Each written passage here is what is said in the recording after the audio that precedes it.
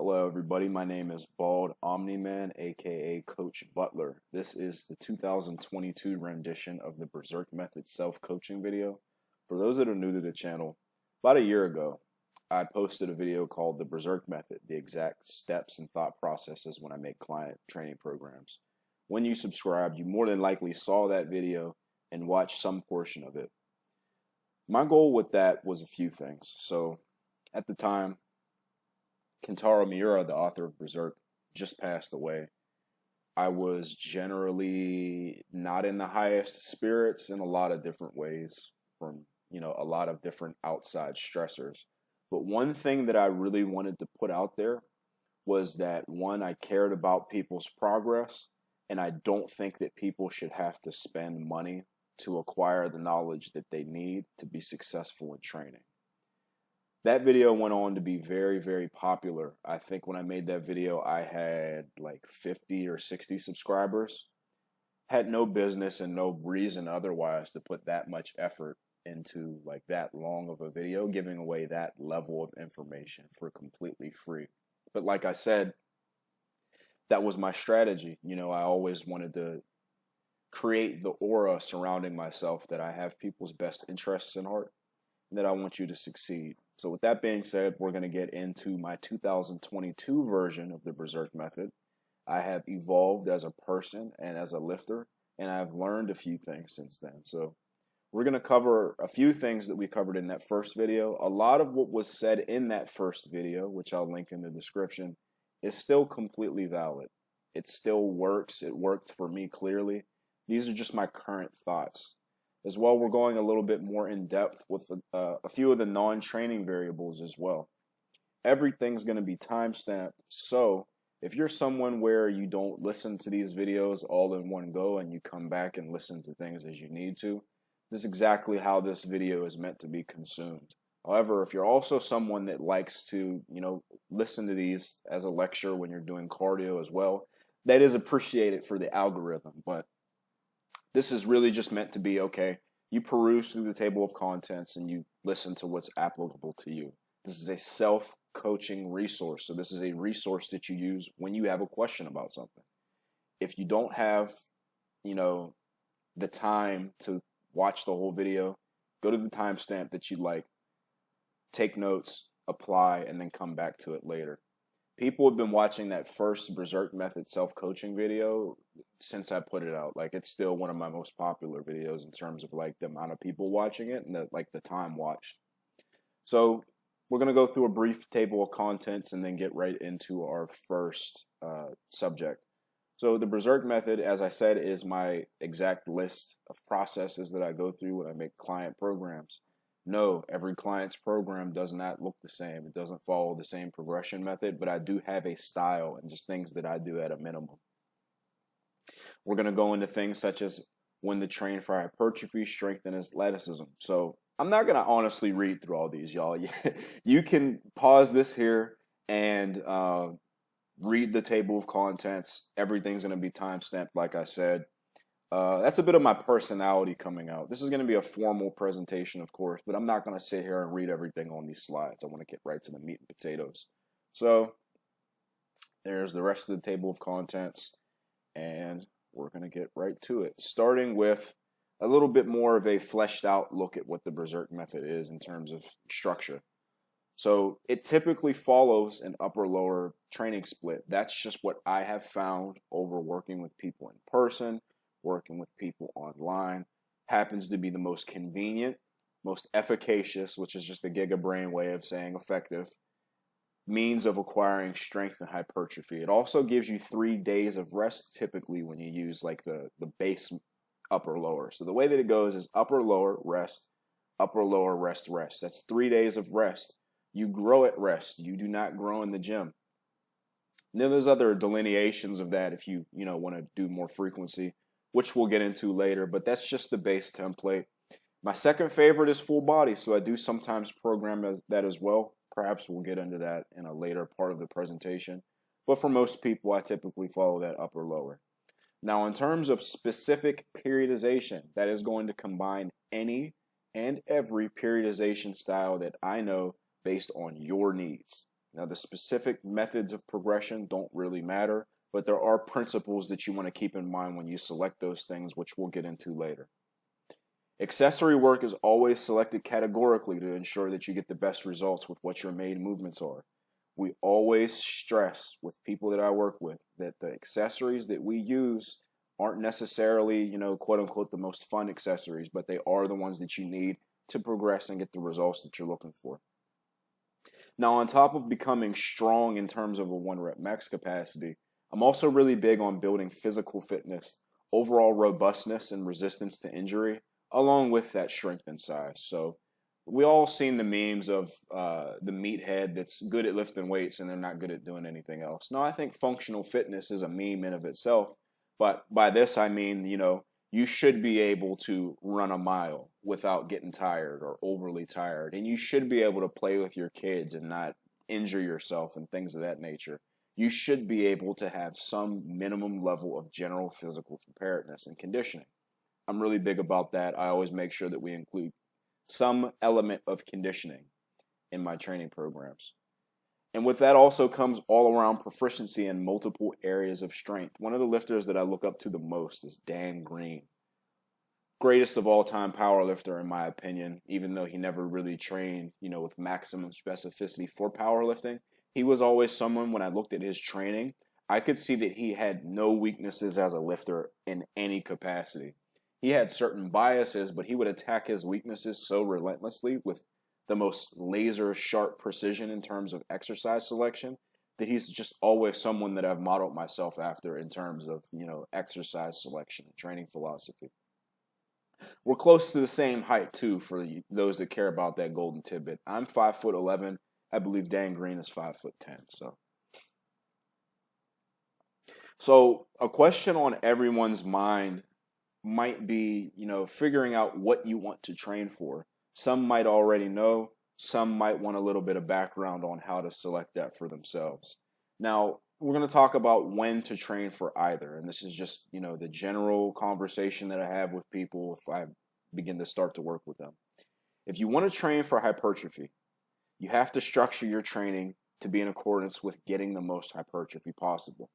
That's obvious. Like, we're going to get into later discussions in this presentation on how you can do that most effectively.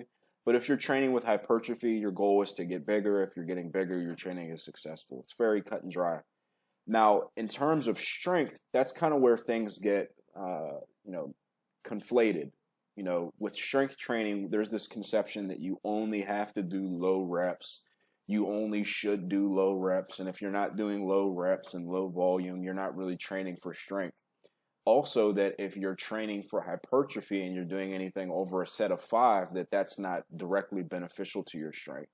There is a time with strength training that you have to train for hypertrophy. In fact, most of your training, the way I teach it, this is again the Berserk method, my philosophies, is that you spend 75 to 80% of your time getting bigger and the rest of that time refining your strength. It's kind of like a big pile of clay, right? The hypertrophy is you amassing all the materials to make like a giant jar or whatever you want to make out of the clay.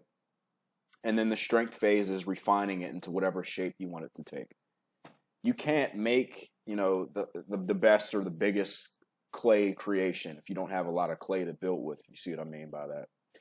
Now, in terms of training with athleticism should always be done in what I think Dave Tate calls it multiphasic training, and I completely agree with that. Now, that's just a gigabrain way of saying you have phases of your training where you focus on different things, and if you're multiphasic, you have multiple phases of training where you focus on different things. So you may have a period, which is like the off season for athletes, where you're mostly focused on hypertrophy, and then part of that off season will phase into strength.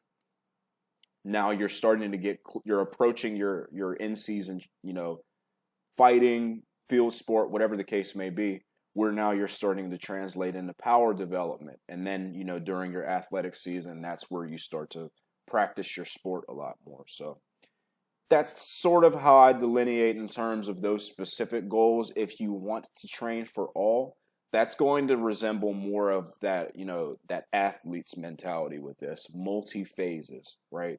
You can't really focus on any one of these and put your all into it all at once. It's kind of like, let's just say a perfect example, you're playing Pokemon. If you level up, you can't allocate all of your stat points to just specifically level up one stat. You have to level up every stat. Or even another example in Dark Souls. If you level up once, you have one stat point to allocate into one stat. You can't just put it into every stat unilaterally. You have to focus on different things and then create your build. That's more or less how strength and conditioning training is. You're just creating your build based upon what you want to do. Now, this is something that we talked about in the last self-coaching video that was very popular with a lot of people. It was like an eye-opener because we've all heard the term limb dominance or, torso dominance, but we never really had a specific way of testing that for ourselves other than just noticing that our arms or our torso muscles don't grow from compound movements the way that we would want them to. You need to know these things to make informed decisions with not only the, just the exercises that you make your main exercises, but also your accessory exercises, your volumes, your intensities, and so on. It's very easy, and this is where I said, it was very popular because it was very easy. Good way for you to determine if you have good leverages for a press or a pull is to do a floor press with like a broom or something, right? So you lay down on the floor, go to the bottom of the movement, and if when your arms touch the ground, you have space between yourself and the broomstick, you have a long range of motion on every press and pull, and you need to keep that in mind with your training programming. We'll talk specific repercussions with that when we get to a golden tidbit in a couple of slides, but that's the easiest way to test for that. Now, in terms of testing your leverages for squats, everybody can become a specialist at squats, so to speak, meaning everyone can have a good-looking squat that uses, a balanced knee extension and hip extension. But depending upon your leverages, you're going to have a natural propensity to good morning your squats. And the back angle that your squat, you take when you squat is going to determine how good your leverages are. If you're really straight up and down, you have good leverages. If you're tipped forward, you have bad leverages. Now, the same thing applies with the hip hinges. The more upright that you can get, the less your range of motion is typically going to be. And the more bent over you are, the longer your range of motion is going to be on those posterior chain muscles. So record yourself from the side, look at the angle. If it's a very steep angle, you have pretty good leverages. And then if it's very horizontal, you know that you're working with those leverages. Now, knowing your leverages, like it says here, tells you a lot about what you can handle. If you're more advantaged for a lift, you can do that lift at a higher intensity for more often and also do it for more volume. But also the gift with that curse, or the curse with that gift rather, is that movement, and often the movements that you are best at naturally, don't have as great as hypertrophy response as movements that you're not as good at naturally. So now in terms of leverages, they are just rules to play. They are not barriers that separate you from getting big or strong. I have bad leverages for squats myself and for bench press. I have decent leverages for deadlifts. However, I'm pretty strong all around on all of those movements. I have a Christmas tree back. I have pretty decent sized legs. They're getting close to 26 inches and I'm lean. And my bench press is massive. You can go through my training playlist and verify that for yourself. Massive, especially for my body weight and leanness as well. So you can become strong at anything. You just need to learn your rules to play. And like I said, that's where making informed decisions comes into play. Now, arm work for the lanky powerlifter or strength enthusiast. We talked a little bit about how leverages can kind of impact the way that you have to approach your training. This is something that I have found to be unilaterally common between every lanky lifter that I work with that also wants a bigger bench press. If you're a man and you're training and you don't want a bigger bench press, 9 times out of 10 you're lying to me, or you're just one of those chads that wants to get a big overhead press, but this still kind of applies to you. Now, the thing that you have to keep in mind when you have long arms and you're doing any sort of bench pressing work is that your arms go through a fuller range of motion and thus get more tricep stimulus than someone with shorter arms. So that doesn't necessarily give you all of the tricep work that you would need to get your triceps maximally big, but it does eat into the recovery of your triceps, one, and just your elbows and connective tissue in general, to the point where if you just try to attack your triceps the way that someone with shorter arms would, a lot of times this is where people, and again, this is very, very, very common. I've worked with tons of people in person and enough people online to know this verifiably, that elbow pain, golfer's elbow, tennis elbow, is very, very common. And it's always, almost always in individuals with longer arms that do a ton of bench pressing. Just is what it is, because they always do triceps as well. What I've found is a good principle to keep in mind. Now, keep in mind the exact method that you have to use specifically may be a little different. This is just a guideline. This is going to allow you to add that extra tricep work into your training programming if you're one of those bench bros that wants to get a big bench, while also sparing that elbow fatigue, or maybe even clearing it up and priming you to prevent future tweaks in the future. Step one, you always have to start light. You have to work your way into this. So you prime your elbows for a few weeks. That could be 3, 4, 5 weeks, whatever you need, with band work 2 times per week. Now, what that looks like specifically is band press downs for a ton of reps to promote blood flow, to get your tissues working, to get your connective tissues working, to get your joints used to moving through that range of motion with little muscular demand. You do this to prime yourself into step 2, where on one of those training days, you add in a tricep or bicep exercise that's easy on the joints, and you maintain that band work on both of those days. So what that looked like for me specifically, because I've used this on myself, of course, I had one day where I was doing tricep rope pushdowns, and then another day where I was just doing the band work on the, for my second day. If you're someone that wants to work biceps, the same would apply. So it might be something like a, like a standing barbell curl or a strict curl or something like that, while also maintaining band curls on both days. So the same can apply vice versa for triceps and biceps. Now, once you reach a level of sustainability where you're on step 2 and you notice no joint pain, no tricep tendonitis, none of that, and your joints and your triceps feel great, you can move on to step 3, where on your first training day, you do that, that tricep movement that you introduced on step 2. And then on the second day, you can add a slightly more taxing variation and maintain band work on both days.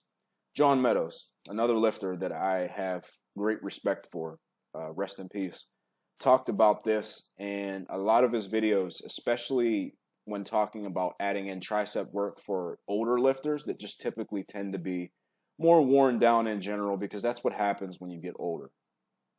He used to do this exact strategy for his lifters that were on the older side. He would have that first day be the less invasive tricep movement, so like tricep rope pushdowns. And then the second day, before you have like your longer weekend to rest, would be the more invasive tricep movement.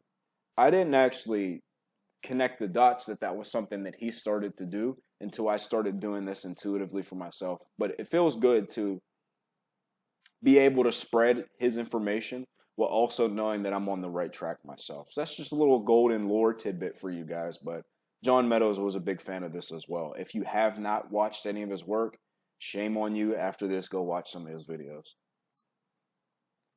Now, something else that's a golden tidbit that I want to pass on for you guys, where we mentioned, for some people squatting, you good morning the weight up because of the back angle that you take. Everybody can actually use their quads, even as a lanky strength enthusiast. Everybody can develop a nice looking squat. I said it a little bit earlier. You have to figure out first if you have some sort of tight or weak support musculature. That's almost always your hips or your ankles. Really easy way to troubleshoot that almost always is with some psoas curls, where you're strengthening, stretching, and priming your hip flexor muscles. You can do things like the couch stretch. You can do lunges where you're really stretching your hip flexor.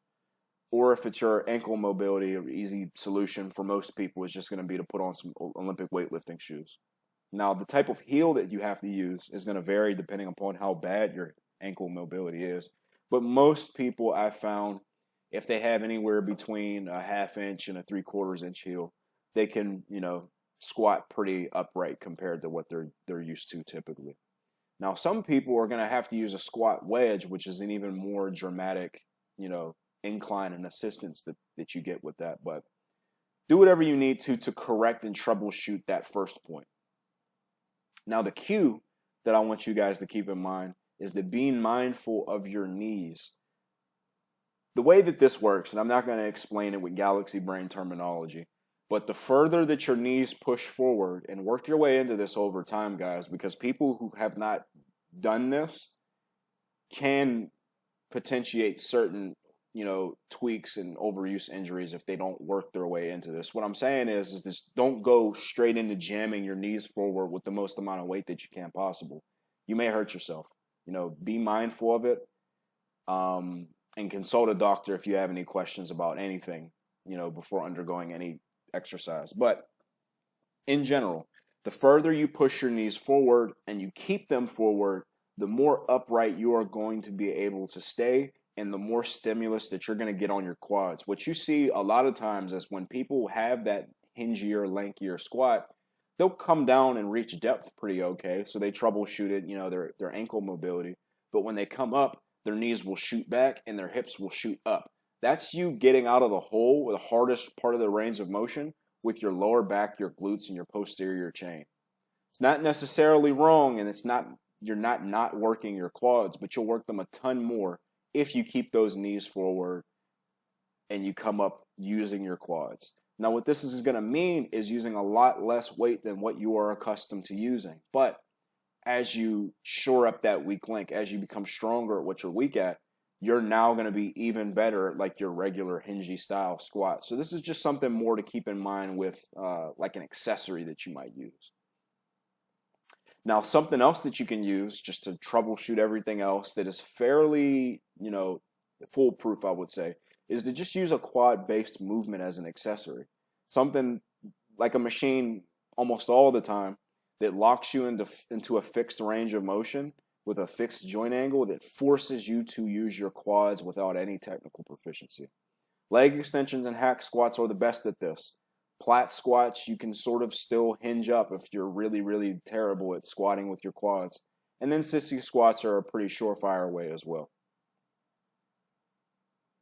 Now, something that really limits people on their deadlifts, and then we'll get into our next series of topics after this. This is just the golden tidbits section. We're going to have golden tidbits throughout this presentation.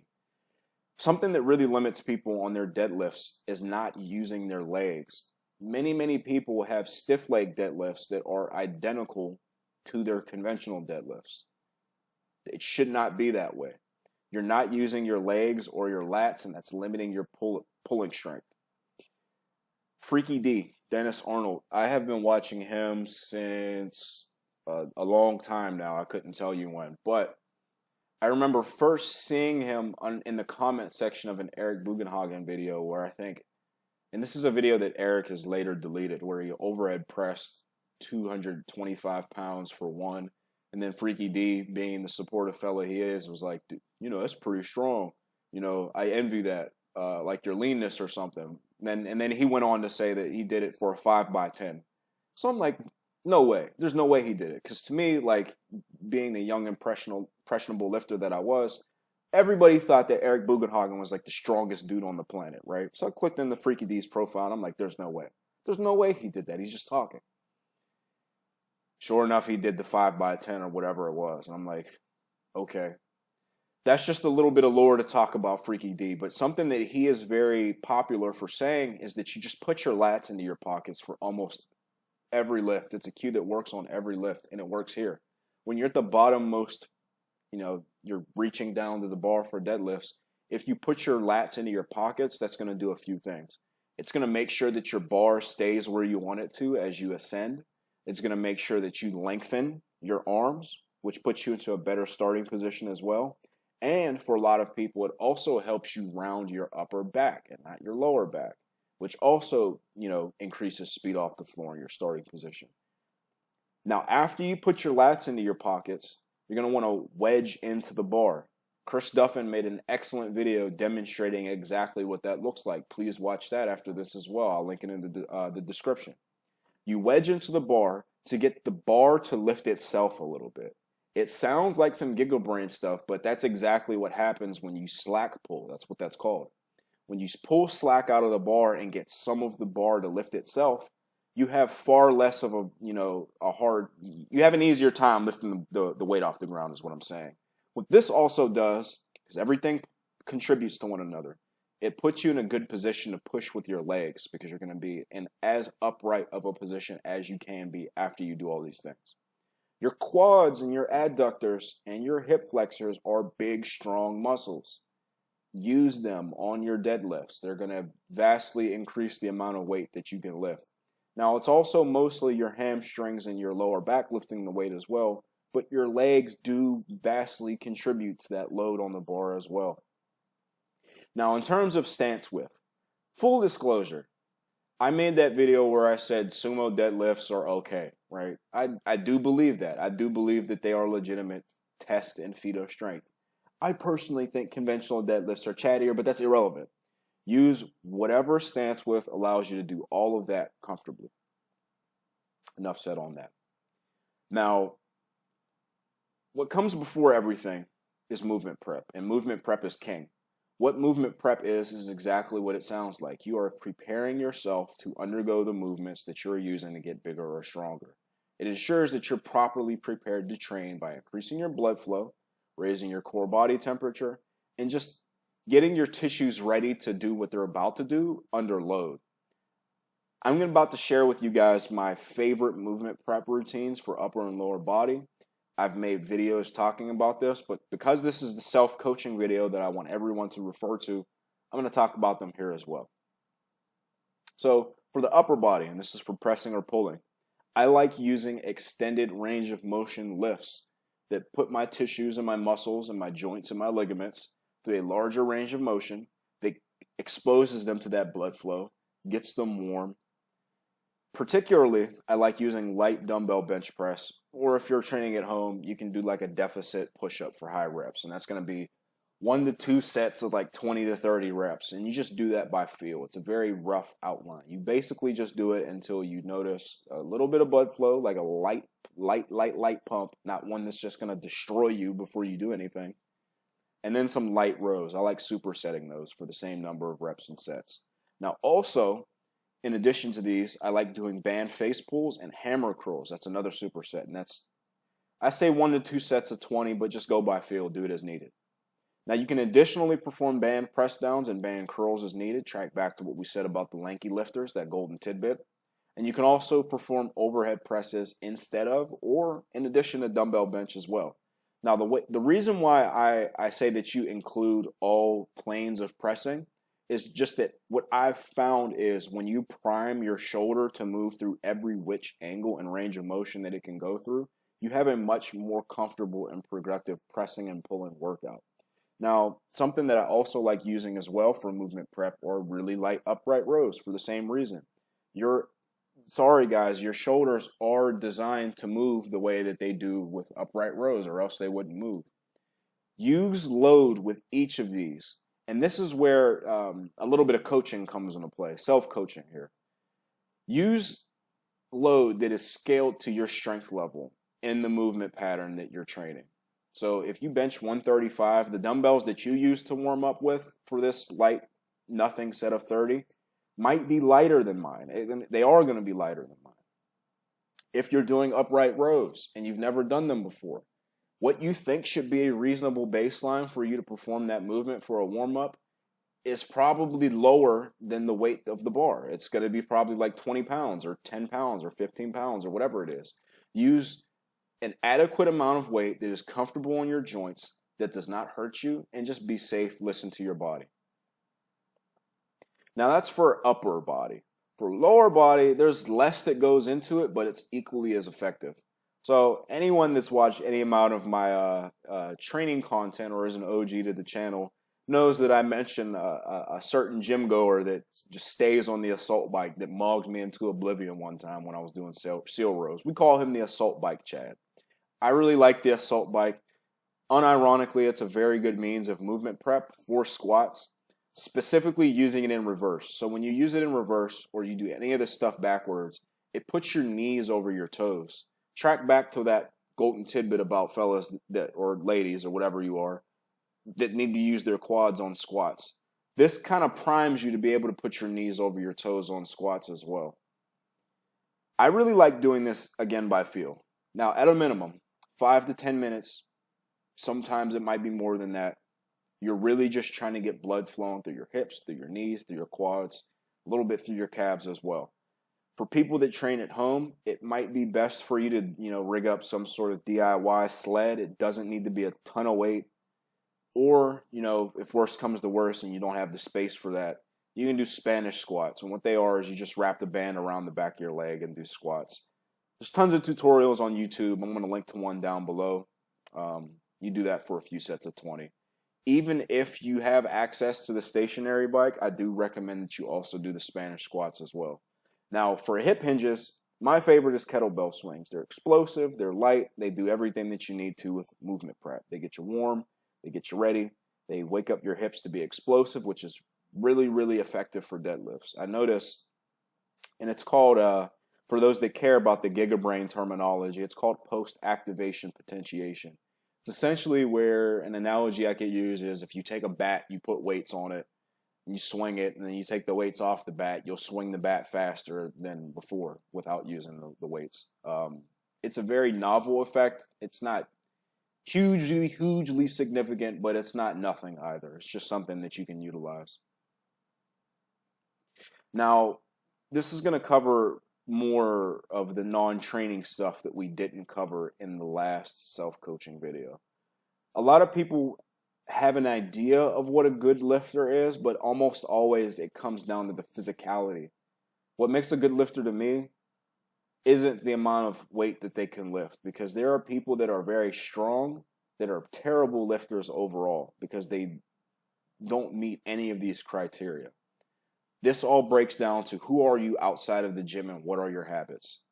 First and foremost has to be self-accountability. If you're going to be coaching yourself, you have to be self-accountable. Now, what does that look like? Being self-accountable means that if you are not doing all of these other things, you need to be honest with yourself and say, I'm not doing this. I can be better, and here's how I'm going to do this. Self-accountability looks like if you're doing something and it's not working for you, not being hard-headed and thinking about either A, how you can make it work for you, or B, trying something else. Self-accountability is if you're doing, sets and reps and your form is terrible and you're not getting the results you want, it's not because of the exercise, it's because of the way you are using it. Self-accountability just comes down to you being honest with yourself. Is this working? Is it not? What can I do to change it?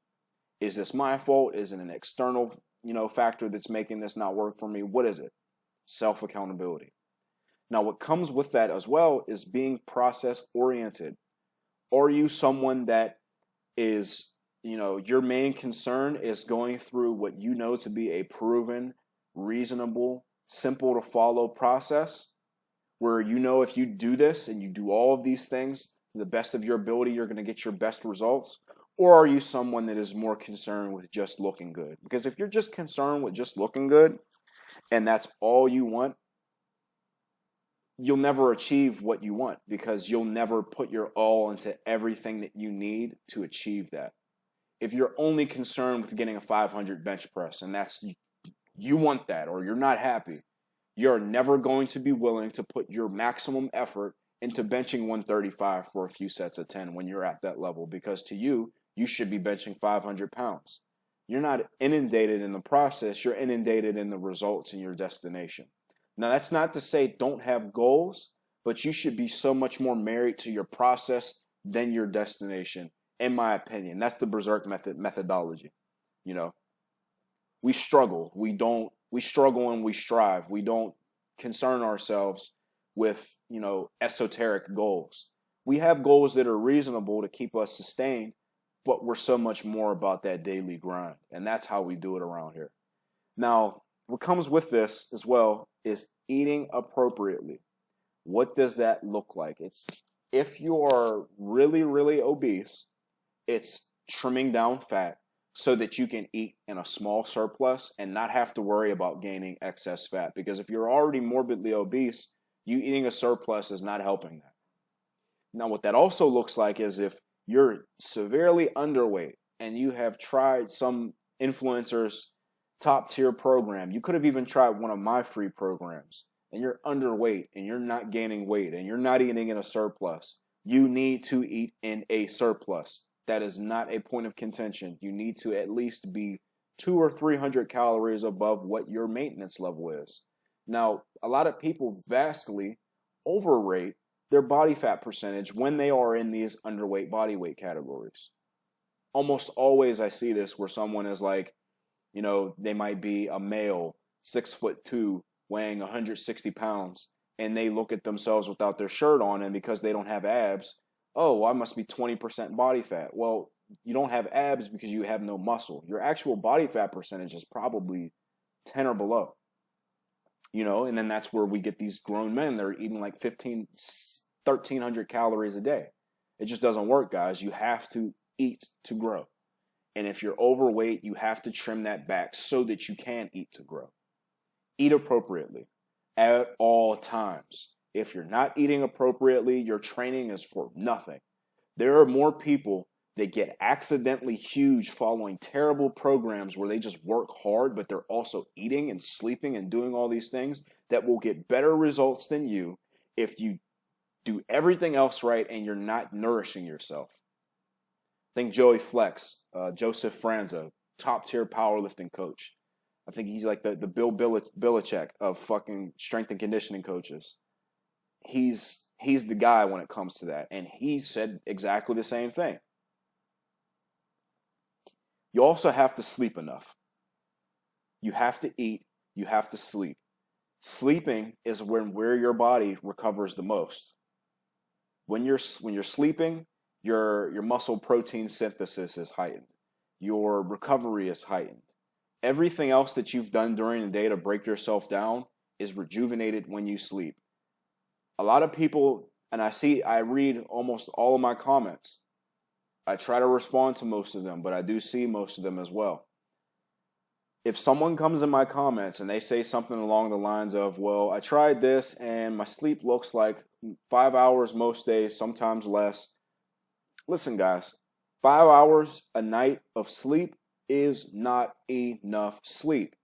There better be an extenuating circumstance that prevents you from being able to sleep 8 hours a night. If you're on Netflix, if you're playing video games, if you're staying up at night picking your nose or texting girls that don't text you back, listen, guy, you gotta sleep, or what you're doing is for nothing. 7 to 8 hours minimum. Do what you need to make that happen. With sleep comes hydration. Blood volume is impacted by your hydration. If you're not drinking enough water, you're not going to have a large blood volume. If you don't have a large blood volume, you're not going to get a good pump. If you're not getting a good pump, you're at a higher risk to tear something or to tweak something. Just as what it is. You have to drink adequately. That looks different for everybody, but don't let yourself be thirsty. Have water with every meal. Have water when you wake up in the morning. Have water before bed if it's not going to make you have to get up in the middle of the night, go to the bathroom. Now, to retain this hydration, you have to get in your electrolytes, your sodium, your potassium. Your micronutrients help with this as well. Potassium is not hard to get, fellas. You get it through bananas, potatoes. Coconut water is a really good one. Body Armor, which I drink all the time. Really easy ways to get in potassium. And sodium is super easy to get. There's sodium in everything. Get your electrolytes in. Have each of your meals focused around, your proteins, fats, and carbs. You also want to be salting your food and then have one of those potassium-rich sources as well. And eat your vegetables, please. It's necessary. Now, also, you're also someone where if you're a good lifter and something feels wrong, something hurts, and it has not gotten better, you seek the help of a medical professional. Or if you're someone where from a psychological level, or even maybe a physiological level, physically or mentally, you're not able to get the calories in that you need to eat, or you're someone that is stressed out or anxious or depressed and isn't sleeping enough, you're going to seek professional help. Guys, suicide rates in men are extremely high. It's because we don't seek medical help. We never go to the doctor when we're sick. it's always our girlfriends or our wives that make us go to the doctor when we feel like something is wrong with us. A lot of the things that put us in the dirt can be prevented if we seek help. Go to the doctor if something hurts. It could unironically and vastly improve the quality of your training. Can't tell you how many people that have told me things like, it feels like my hips are out of alignment and it just hurts really bad whenever I squat. Well, my answer to that is always, I'm not going to give you medical advice, but I would recommend that you go to your chiropractor or your doctor and get an MRI and see what you're working with so that you can move accordingly. I don't want to be too long in the tooth with that, guys, but you're not a weakling for going to seek outside help. Some of the strongest people I know go to the doctor regularly. They seek therapy when necessary, and they're the strongest people that I know. So please go get help if you need it. Now, moving on, we talked a little bit about how to eat like a champion.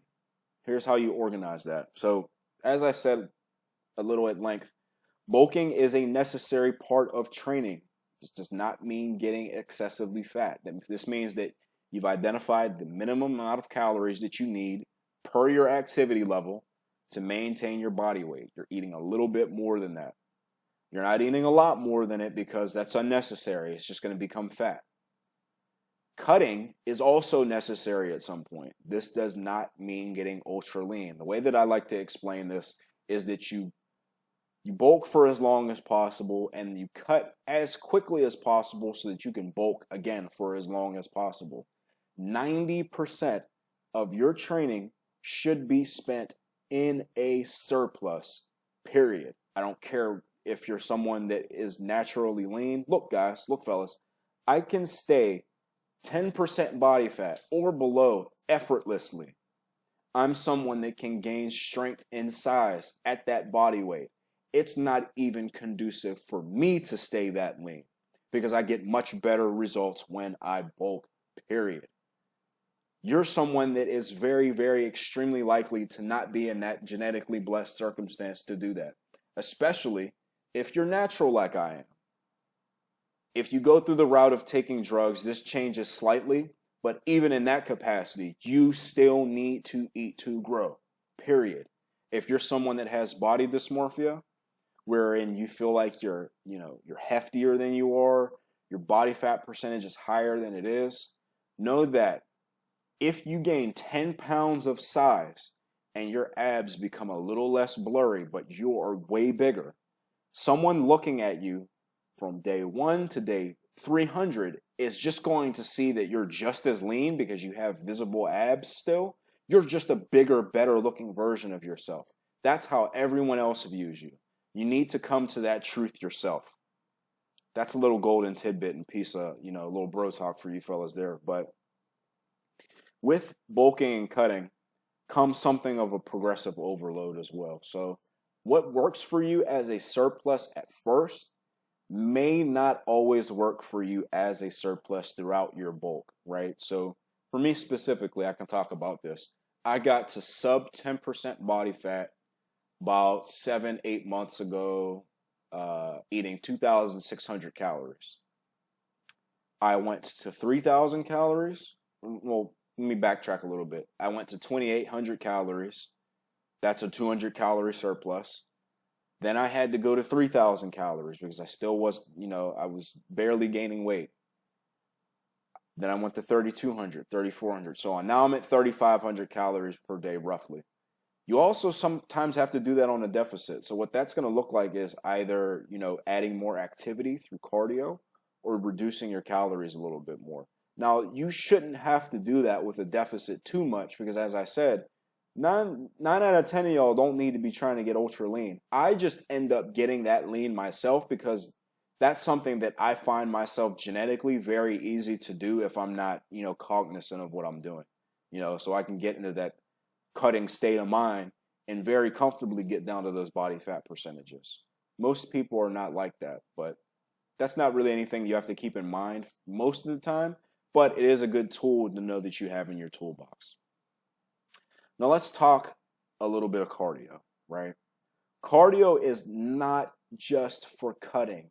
Cardio is not just for cutting. Cardio is not just for cutting. Cardio does not kill your gains. Cardio does not prevent your ability to be as strong as possible. Cardio doesn't do any of the things people say that it does. Cardio makes your health stronger. Cardio makes your work capacity higher. Cardio increases your recovery. Cardio, depending on certain studies that you read, may increase nutrient partitioning, which is going to allow you to eat even more food. We'll get into why cardio is so beneficial, but cardio is a necessary part of bulking and cutting. We'll talk a little bit about the specifics when we talk about how to incorporate that into your training programs. Now, I think this is the last thing before we start to get into more training-specific info. Now, pay attention now. We've went through a lot of self-coaching stuff. If you're watching this and you're doing cardio, this is going to be the end of the self-coaching stuff for now before we get to like the training-specific things. You have to assess your personality type as a lifter. This comes into play with you being objective with the type of person that you are. So like, these are the personality types that I've identified, and most people that I've worked with, everybody's going to be a combination of both like the quote unquote positive and quote unquote negative traits. They may have one or both or all of these, but we each have a trait that is most prevalent. I consider myself to be mostly a confident and determined lifter. Some people are just quite honestly going to be more defeatist and more neurotic. There are a lot of people that watch my channel, I'm sure, that may come into play with these character traits that aren't conducive to long-term training success. But you have to know that so that you know how to troubleshoot.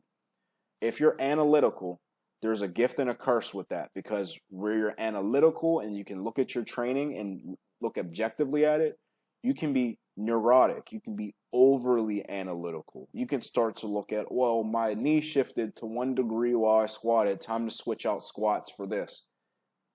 If you're someone where you find that you have a lot of anxiety surrounding those smaller details and movement parts, look at your pieces of your training program as smaller parts, smaller barometers for success. So if X, Y, and Z is going well, and there's, not a deviation in form that is painful, what you're doing is okay. If your knees shoot back a little bit when you squat, but you still feel them getting stretched and that they are the limiting factor on your squats, that is okay. It's something that you always want to work towards improving, but it's okay as long as it's not a severe form breakdown. If you pause on a bench press instead of for a 3 count, you do a 2.5 count. It's a little bit quick on your log pause bench press. I'm not going to not count that as a good rep because you are 90% of the way there. You have to balance that neuroticism with objective reality. Are you still getting the results that you're looking for? If the answer is yes, nothing that you're doing is wrong. It also helps for neurotic people to, bounce their ideas off of someone else. You're self-coaching, but that also doesn't mean that you don't have friends and resources to help you out. Ask people what they think about a set that you just did. Ask people what they think about your training program. If they confirm what you reasonably suspect to be a good program or a good set, just take it to be a good set. Now, also we have to talk about the confidence and insecurity piece.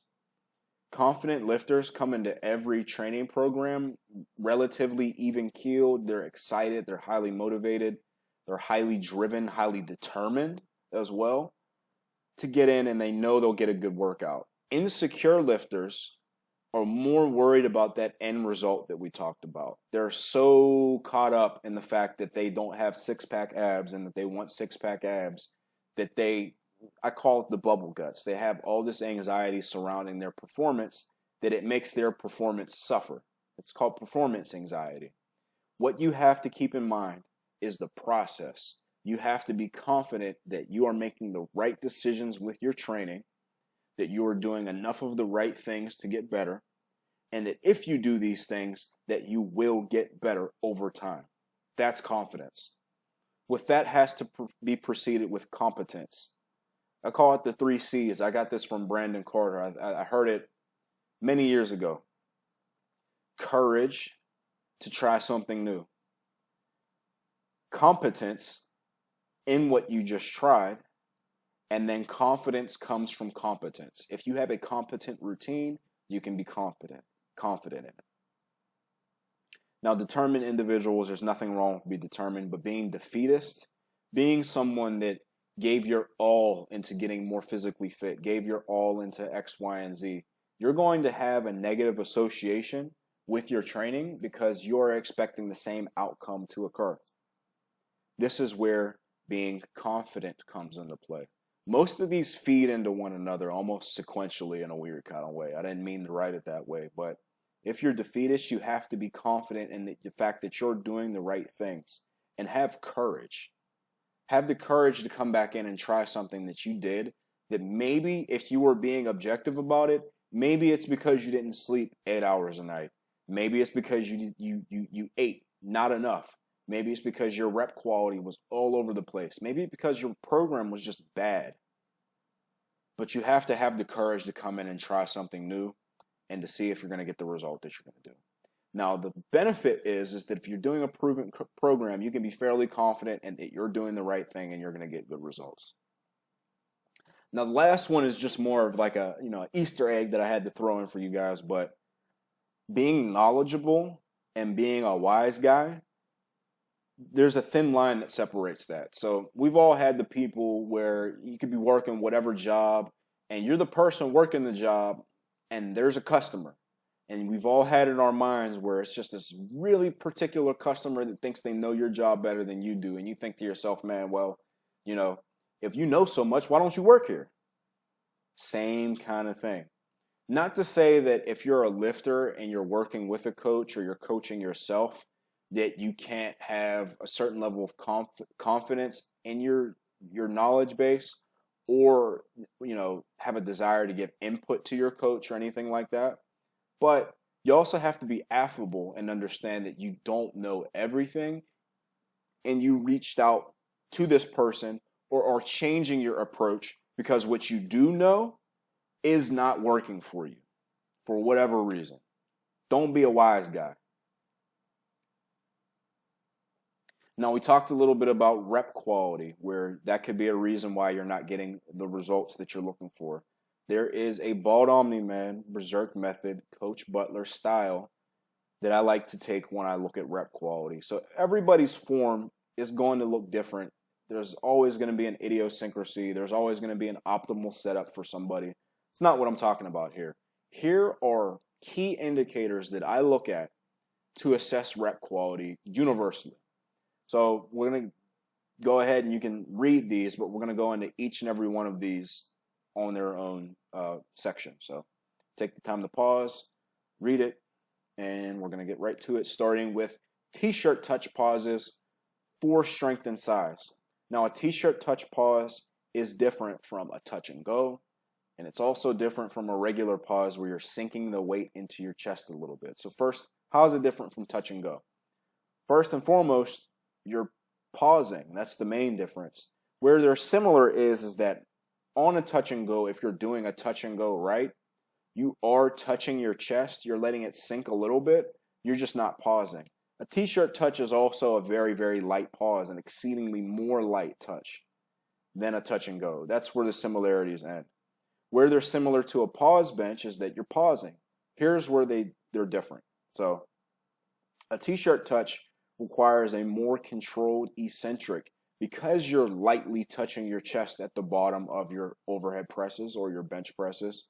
You have to make sure that you're coming down under more control so that you don't crash and sink into your chest.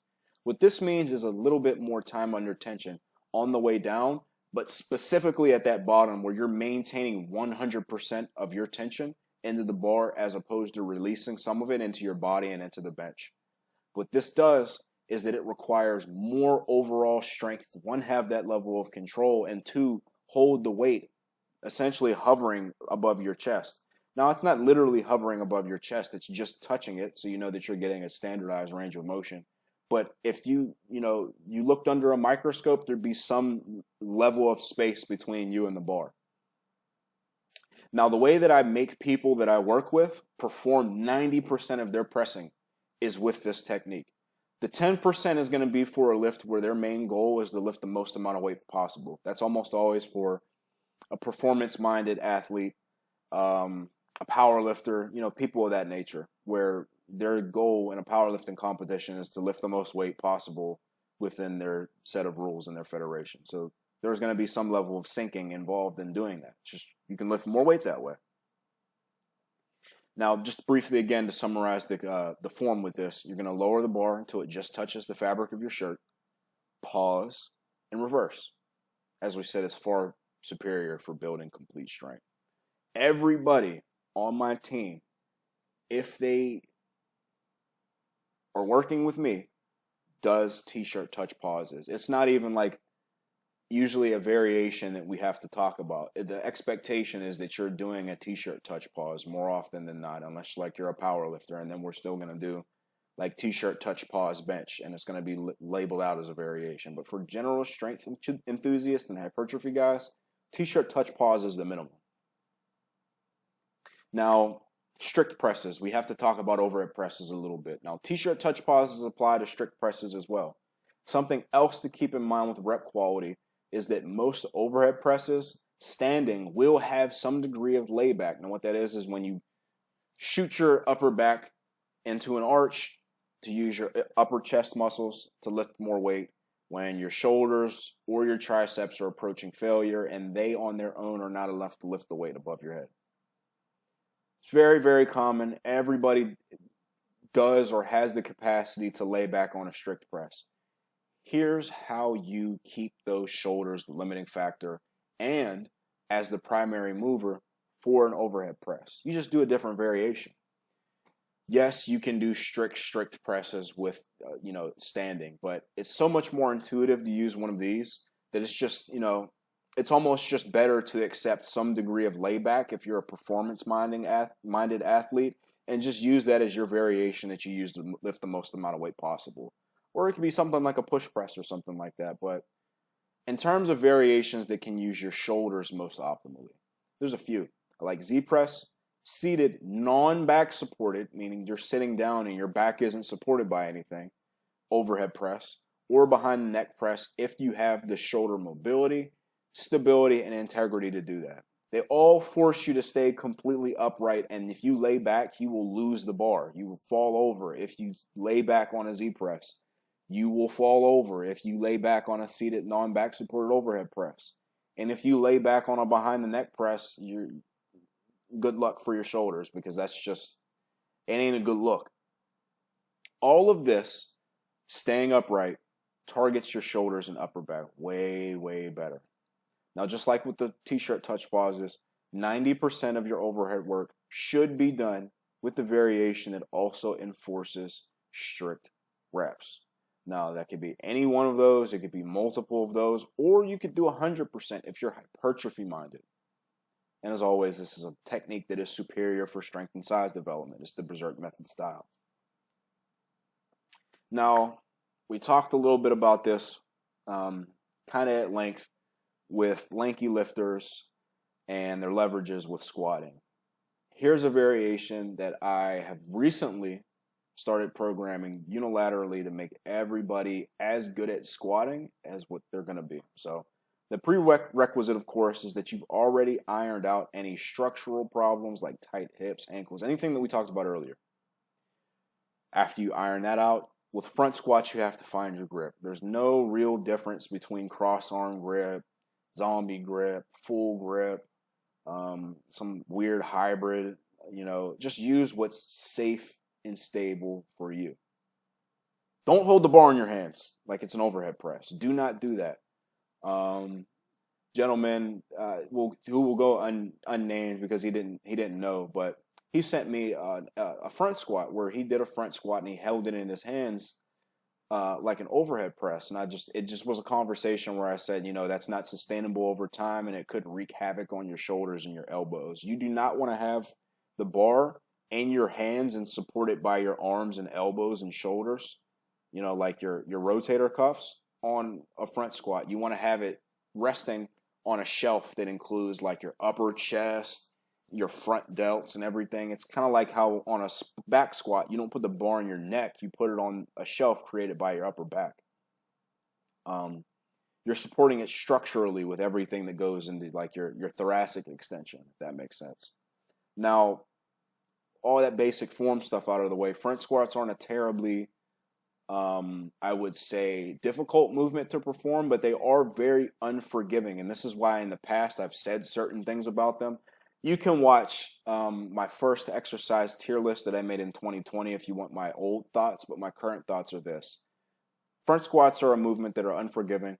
They force you to totally rely on leg strength, and if you attempt to hinge, you will lose the bar, or it'll become increasingly more difficult and stressful on your rotator cuffs and your shoulders to keep that bar where it needs to be for you to be able to front squat. If you're hinging, you're cheating yourself, even if you can hold on to the bar. You've lost the plot. Now, that's not to say that like a small amount of hinging isn't okay. Like, as with everything, there's a little bit of deviation you can have in your form that's okay. But the purpose with this is to keep the bar in that front rack position or in the cross arm position and rely on your quads and on your upper back tightness to keep the bar where it needs to be. If you're hinging, you're cheating. Now, what I really, really like for most people are high rep and or beltless front squats. That's just in my opinion, just because they train that upper back tightness over a really long time under tension, quite honestly. They get you the most practice in terms of reps where you're using good squat form. They're just overall the best in my opinion because you're using this partially as a hypertrophy exercise, but mostly just to improve your squatting rep quality so that you use your legs more. Now, that's not to say that you can't have a variation where you lift the most weight by hinging more, but even in that instance, having stronger quads and working your quads through a larger range of motion and being able to do that proficiently will even make that variation stronger because you still use your quads in that form of squat, but they can become a limiting factor on that form of squat as well. Now, I also like heavy front squats, but those are more specific for strength enthusiasts and powerlifters that want to, get that carry over for their deadlift. But for squatting, all that other stuff applies. Oh, this one's gonna be a little confusing for people. This is because stiff leg deadlifts and RDLs are typically considered different exercises, and I would agree that you look at a stiff leg deadlift done with you touch the floor versus one where you hover above the floor. They have different training effects, but that's like saying a spoto press and a bench press aren't the same thing. They're both a bench press. They're just a style of bench press. Here's the lore of RDLs and why everybody thinks that they're different exercises. People have been doing stiff leg deadlifts for dozens of years, the better part of 40 years.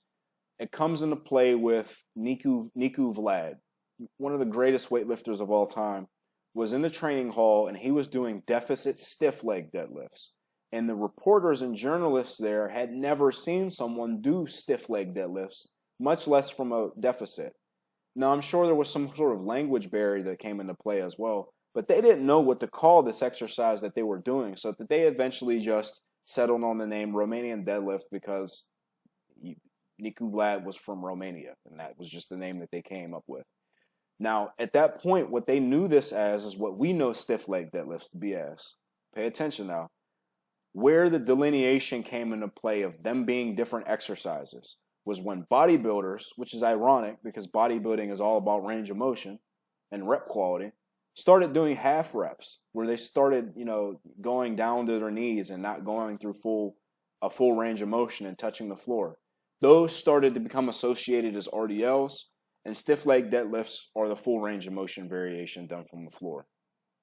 There's no real difference in what you're doing with either of those movements. It's a hip hinge. It's a pure hip hinge. They're both the same exercise. Where there's a difference in training effect with RDLs versus stiff leg deadlifts is that typically there's more of a stretch reflex with an RDL, and then an SLDO has more of a concentric based element to it because you're going all the way down and you're touching the floor. Now that can either be like a soft release or a dead stop full release. And then typically most people, you know, they let their SLDLs crash down to the floor. You know, like it's always a difference in the way that you do the movement more than it is a difference in the movement. But that's just a little lore history piece that I had to give you guys before we talked about this.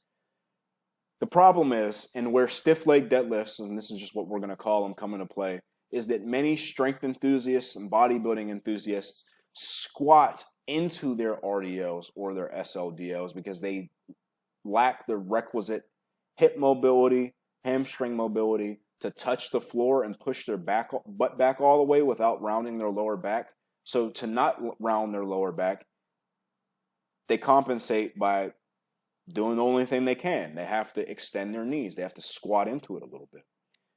At that point, it no longer is a stiff-legged deadlift. It's a conventional deadlift, partial range of motion with no concentric. So that's where the weights that you use can start to get inflated, things like that. Some people don't even use enough range of motion on their back to where it's a good lower back exercise. There's a lot of ways people mess this up, and this is exactly why you want to start doing this and keep in mind you're going to be progressing in range of motion and rep quality. The main benefit of using a strict hip hinge is that you're using your target musculature the way that is designed to be used in a hip hinge. You're supposed to be using your lower back. You're supposed to be stretching your hamstrings. You're supposed to be using your glutes. You're supposed to also be using your quads, but that has to be preceded by everything else as well. Now, what I recommend for most people is we'll call it, you know, I have it written here as the top-down SLDL. Call it the RDL because that's more than likely what most of y'all are going to know it about. I just had to use the proper terminology because they're the same exercise again. But you use that top-down RDL to build maximum flexibility over time. You go down the lowest that you can while keeping your back straight and your legs, you know, stiff, and you just graduate that most range of motion over time. You'll eventually get to the point where you can touch the floor and your back will be straight and your legs will be straight. After that, then you start doing SLDLs from the floor. Then you do deficits as needed. Do not use a deficit. Just because you saw me use one, you saw Niku Vlad use one, you saw someone on Instagram use one. If you use a deficit and you are 6 inches away from touching the floor, you are standing on that deficit for no reason. Stop it. Form and function. Form has to come with function. I used to be someone that said, you know, where function comes, form will follow. Or, you know, the stronger you get, your muscle size will come with that. I think it's a symbiotic relationship. So the two cannot exist without one another. That's the answer that I've come to over time. And this is where I say that I've evolved as a lifter. Not only should you be holding yourself accountable to use good rep quality, you should not be using some like small deviation in form as an excuse to not put weight on the bar or just infinitely be going with slower eccentrics to avoid putting weight on the bar. You have a standard. If your standards are being met, if you're doing your t-shirt touch pauses, if you're using your quads reasonably well on squats and your hip hinges are hingy, you can put weight on the bar. Everything else points to a weight increase, so you have to do that. If you do not increase weight on the bar at some point, yes, you can do things to progressively overload that have nothing to do with adding load to the bar. Yes, this includes like adding more reps, adding more sets, doing a slower eccentric, improving your rep quality in general.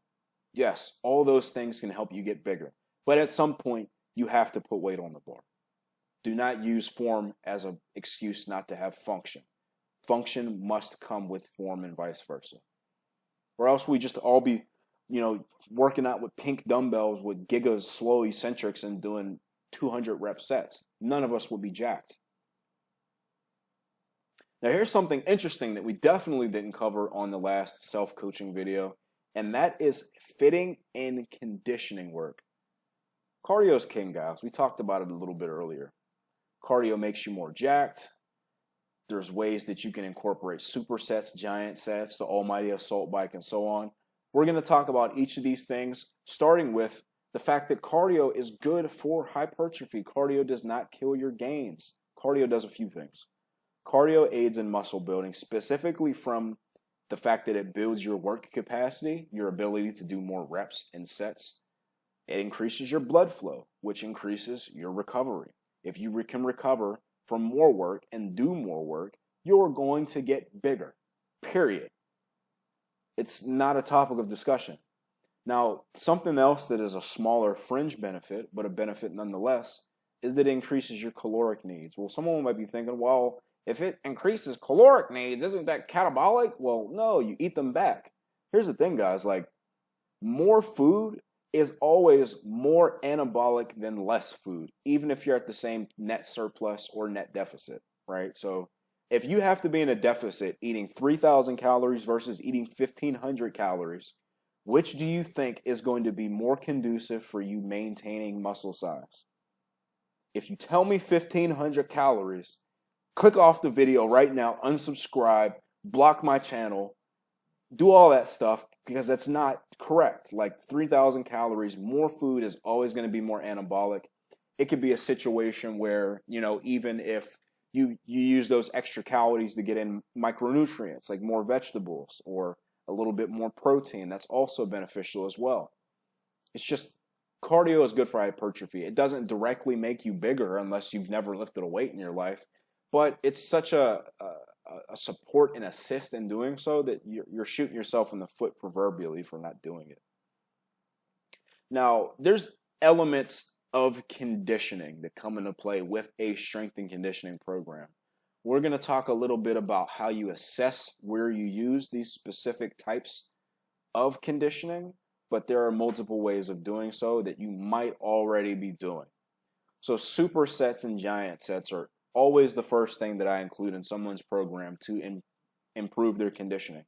A superset is you just do one exercise followed by another and then you rest. And then a giant set is one after another, and then you rest. So two exercises and then three.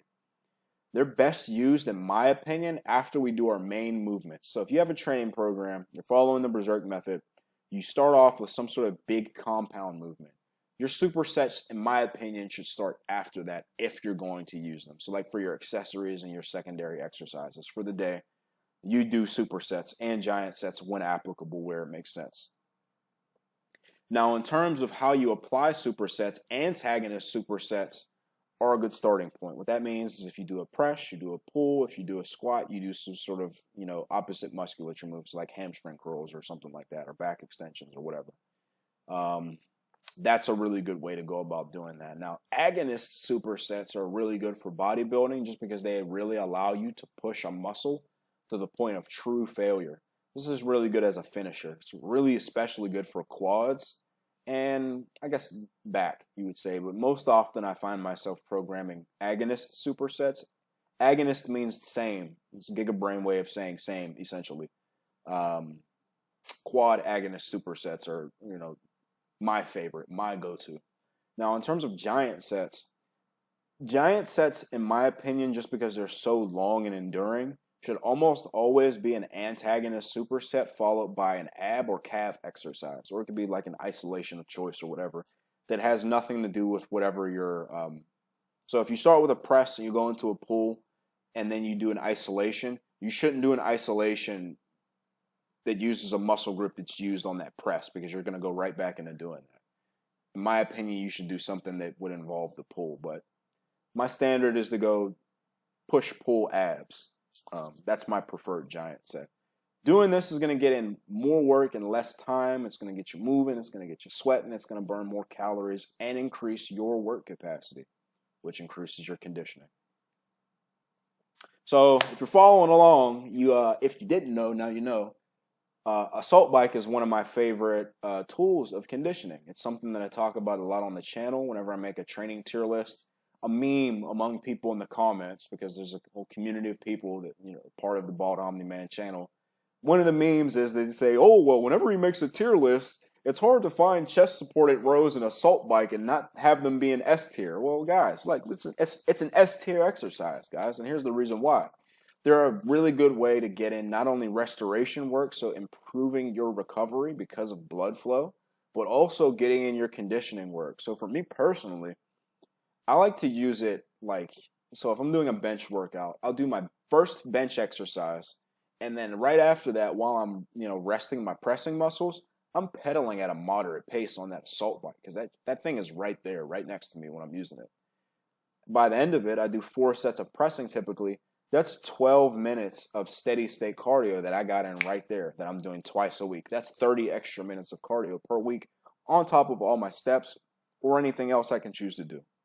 Easy, easy way to get in more activity, more recovery, raise your core body temperature, all that good stuff that you get from cardio. Now, the assault bike also lends itself well to steady state work on and off day for all the reasons that we talked about. It's good at restoration and conditioning. Now, step counts. I mentioned that in the previous slide.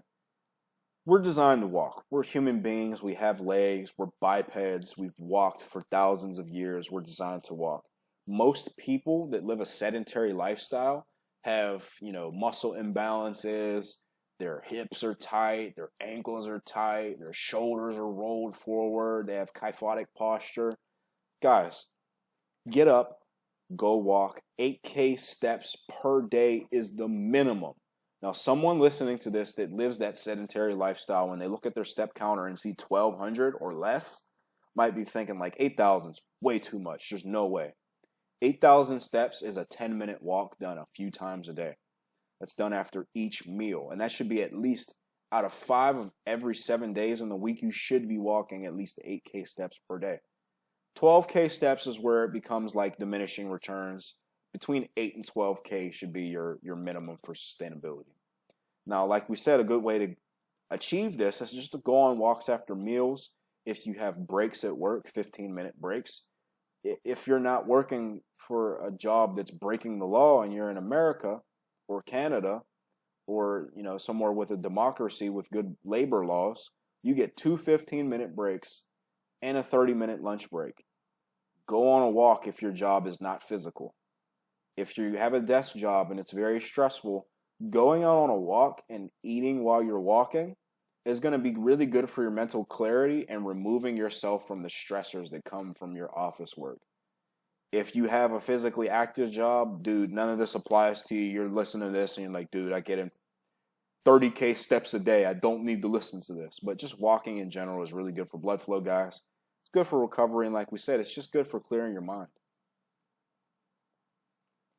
Now, another thing, this is another aspect that you have to keep in mind with conditioning, is that just generally, high volume training burns calories. It does increase your physical fitness. Is it enough on its own? No, but it is a contributing factor that does add to your physical fitness, and it does burn an appreciable number of calories when you're training. It adds up with everything else, despite what you may have heard. Now, just a simple truth, it is if you double your tonnage, you double the amount of calories that you burnt doing that exercise. It's just you do twice as much work. You have to put out twice as much energy to do that work. Generally, high volume training is going to be one of those factors where you're doing like maybe 3-5 sets of 10 on squats and you're doing a decent amount of weight. There's a level of conditioning and cardio that comes with that. There's a reason why powerlifters don't typically like to do high volume squats, and that's why. Now, this is the element of conditioning that people are most interested about more than likely. And here's where we have to talk a little bit about the needs versus wants analysis, which we're going to talk about in of itself a little bit after this as well. But you have to do a needs and wants analysis. If your conditioning needs are being met by any of the other things, so if you're doing all those other things that we just talked about and you don't need this, don't do it, because it's very likely that it's going to start to eat into your recovery for your weight training. You're going to overspend, I guess you should say, and we'll talk about that more in a second. But if your needs aren't being met, do a cost and benefit analysis. What that means is with those other strategies, there is a cost that comes with it. It can be time, a little bit of energy, and then the benefits that come with them. High intensity interval training, out of all of these things, is the best for your conditioning. Full stop. It's the best for your conditioning in of itself on its own. It's the most potent. But it also comes at the highest cost. So look at your weight training. If you have serious strength and conditioning goals that are, you're maximizing your squat, bench, and deadlift, it may not behoove you to try to also maximize your conditioning with something like this. If it makes more sense to just include those other parameters and have good conditioning, do that.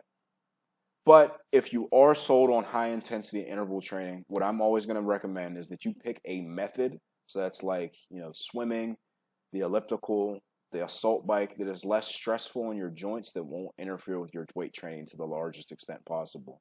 If you don't have any idea how to run and reach a stride without beating the crap out of your knees and your hips and your ankles and your shins, dude, you sprinting is just going to take away from the rest of your training and potentially hurt you, or mess up your high hamstring or tear a hamstring, and you weren't even lifting weights, dude. Like, do a needs versus wants analysis.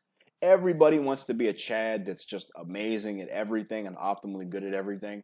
If you just want to be good at everything, you don't need to do high intensity interval training to be well conditioned if you're doing all of those other things combined. Now, the needs versus wants analysis. It's very likely that if you're someone that's asked me a question, full disclosure, if you ask me a question, I'm almost always going to give you an answer from it if you're coming from a place of wanting to know. Like, you're just curious and you're asking because you genuinely want to improve your training. My philosophy is that if you teach a man to fish, he'll fish for a lifetime. If you give a man a fish, he'll eat for the day. You teach a man to lift, he'll lift for a lifetime. And I can't lift the weights for you, so that's where this logical, conundrum comes into play. Here's the needs versus wants analysis, and here's where it helps the lifter. You have to determine your budget. How much recovery do you have to pursue particular physical capacities? So it could be strength, hypertrophy, athleticism. You have a certain budget. Determine your goals. I want to get big bench. I want to get a big squat, and I want to be reasonably fast. Okay, what do you need to achieve each of those goals? What exercises would benefit these at a minimum? So if you're bench pressing, you need an accessory to that bench press. If you're squatting, you need an accessory to that squat. And if you're running, you need some sort of accessory to complement that running. It could be something like elliptical work or some form of non-specific conditioning, or like a lower intensity day, which is like accessory to the higher intensity day. You need an accessory. Those are your needs. Now you reassess your budget. Where am I at now in terms of recovery? How do I feel after these things? Now you fit in a want. Okay, I also want bigger triceps for a bench press. I also want bigger quads and more quad work for my squat.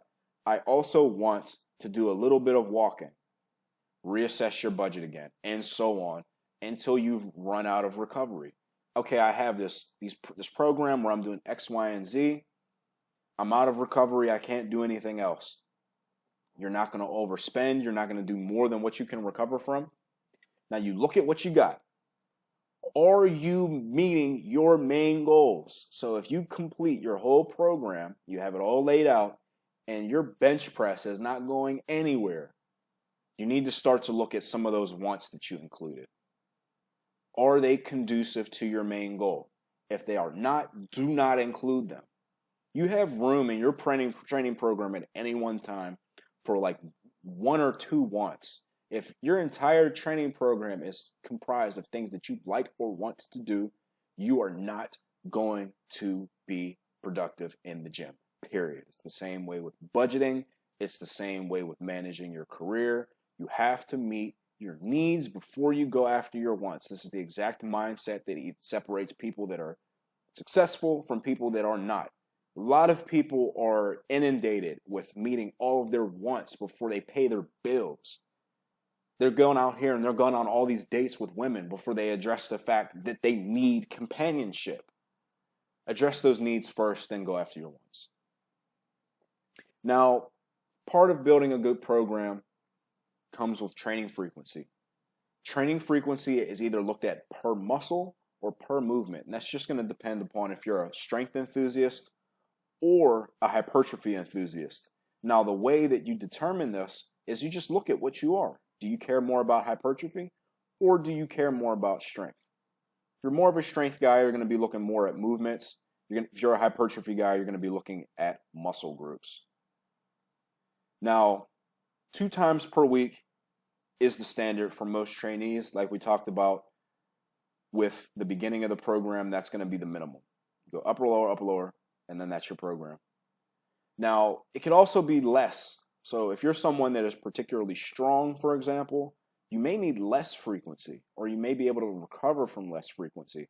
Or if you're someone where your movements aren't particularly fatiguing, like systemically or on your body, that's going to be like a newer lifter or a lifter that is especially good at a movement, so like a big arch bench presser or a sumo deadlifter that moves the bar 2 inches, you're going to be able to do more deadlifting, and that's more frequency. Now, who needs more frequency? It's going to be a few different people. Usually, in my experience, it's going to be lifters who have good leverages. Now, track back to what we talked about.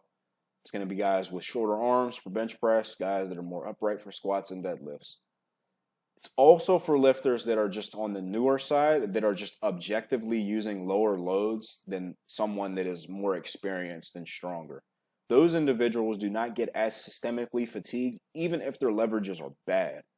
So that's where like the strong lifts 5x5, where you're doing squat, bench, deadlift 5x5 3 times a week, or whatever that program has you do. You can do that because your movements are not systemically fatiguing. Now, someone else may look at their training program, they're following an upper lower, and they're noticing that they're getting systemically fatigued by including all of the work that they need to get better on just 2 training days, meaning their training days are too dense. They have too much going on for them to recover from it. We'll talk a little bit about what we do in that scenario in the next slide. But the last reason, in my experience, is for lifters who just need the extra technique work to get better, and that has nothing to do with strength or size. It's almost always some sort of variation to improve form or assess their mindset. Now, here's what you can think about doing before increasing your frequency. Ensure that all your existing work is top quality, that you're using good rep quality. If you're doing 20 sets of shitty reps, you don't need more shit. You need more quality. You need to replace that shit with good quality reps. No bounce, but touch and go trampoline press. No touch and go deadlifts. You know, like no quarter range of motion barbell rows. Use good range of motion. Something that you could also look at if you're using good rep quality is just freeing yourself from the 7-day training split. What that means is that when you do a typical upper lower, you're trapped within the confines of 7 days. So every 7 days, you're repeating the same upper lower set of exercises. Just add in an extra rest day or 2. So for me specifically, and we'll talk about this in a second as well, I do upper, lower, rest, upper, rest, lower, rest, rest. It's just 8-day split instead of 7. That day allows me to fit more density in each of those days than I would be able to otherwise because of that extra rest day. So that in of itself can be very productive for very many people. Now, this comes into play with needs versus wants.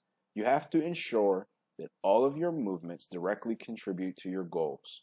You could just be overspending. You could be overly dense in your training programs because you're overspending and you're trying to do too much. That could look like you doing a million chest press exercises and trying to treat it like a bro split.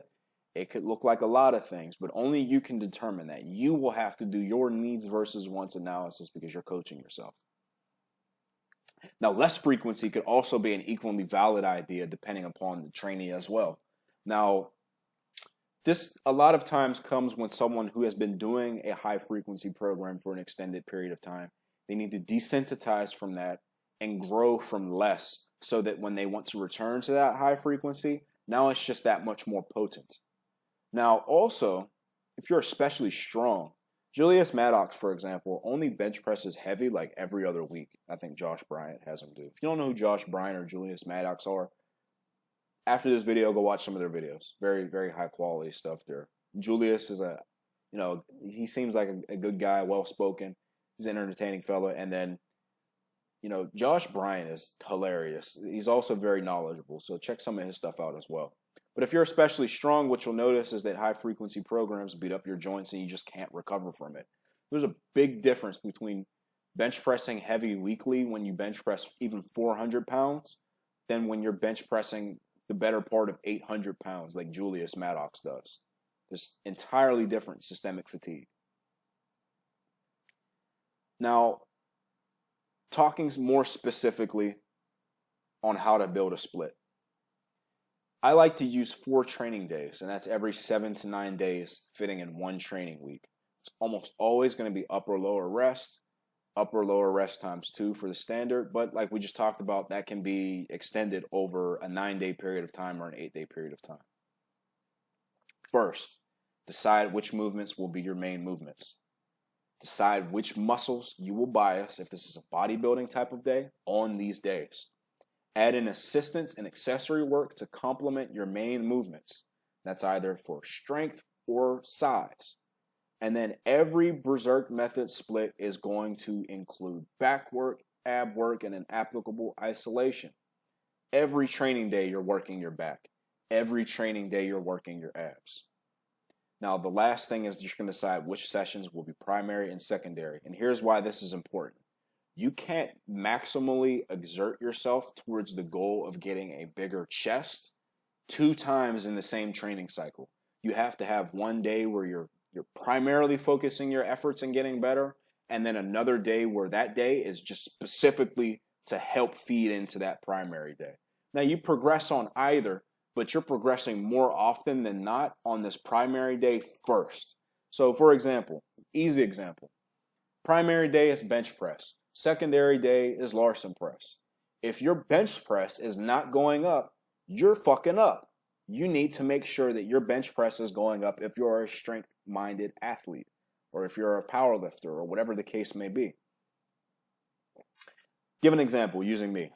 I have 4 training days every 8 days. That's going to include 2 bench sessions, 2 squat motion focus sessions, because I want to grow my legs during this bulk in terms of my lower body. Very happy with the way my hamstrings grew my last bulk, partly because I just was doing a lot of posterior chain dominant movements. That's just what it was. This time it's kind of the opposite. I'm still doing posterior chain dominant movements, but I'm biasing that squat motion pattern a lot more. My emphasis is on hypertrophy because although I am someone that does train for strength, I recognize that I have to get more jacked to be as strong as I can be, and that most of my training should be spent on growing and not actualizing. Since I'm training for hypertrophy, none of my reps go below 5. That's not because you can't get big doing reps of 3, because you can do cluster sets, high sets, low reps, low rest, lightweight. That increases your conditioning really well, builds work capacity, accumulates a ton of volume. I got it from Josh Bryant. He's one of the greatest powerlifting coaches out right now. If you don't know who he is, look at some of his stuff. That's a good way to use low reps for hypertrophy. Golden tidbit.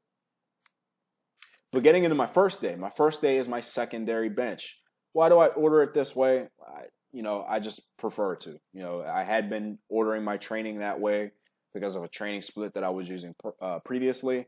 And I just like to have my secondary bench day come first in the week. But depending upon when you need to be strongest as a strength enthusiast or a strength athlete, if you're a power lifter or something, if you have a meet on Sunday, your primary session is going to be on Sunday.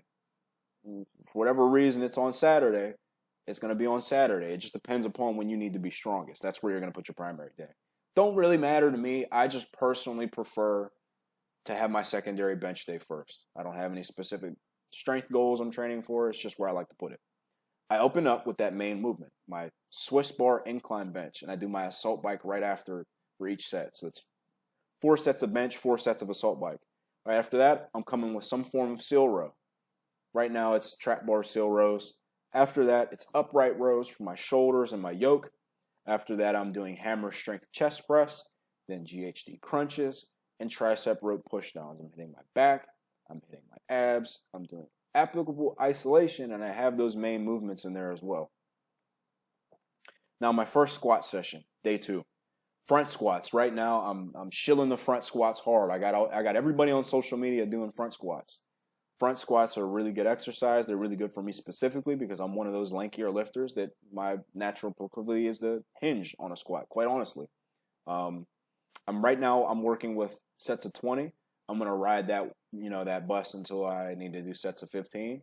Then I'll do sets of 10 and then 8. And then I might do like 5s or something. And then I'll take that data, right? So I hit 20, a certain weight for 20 here, and 15s here, and so on.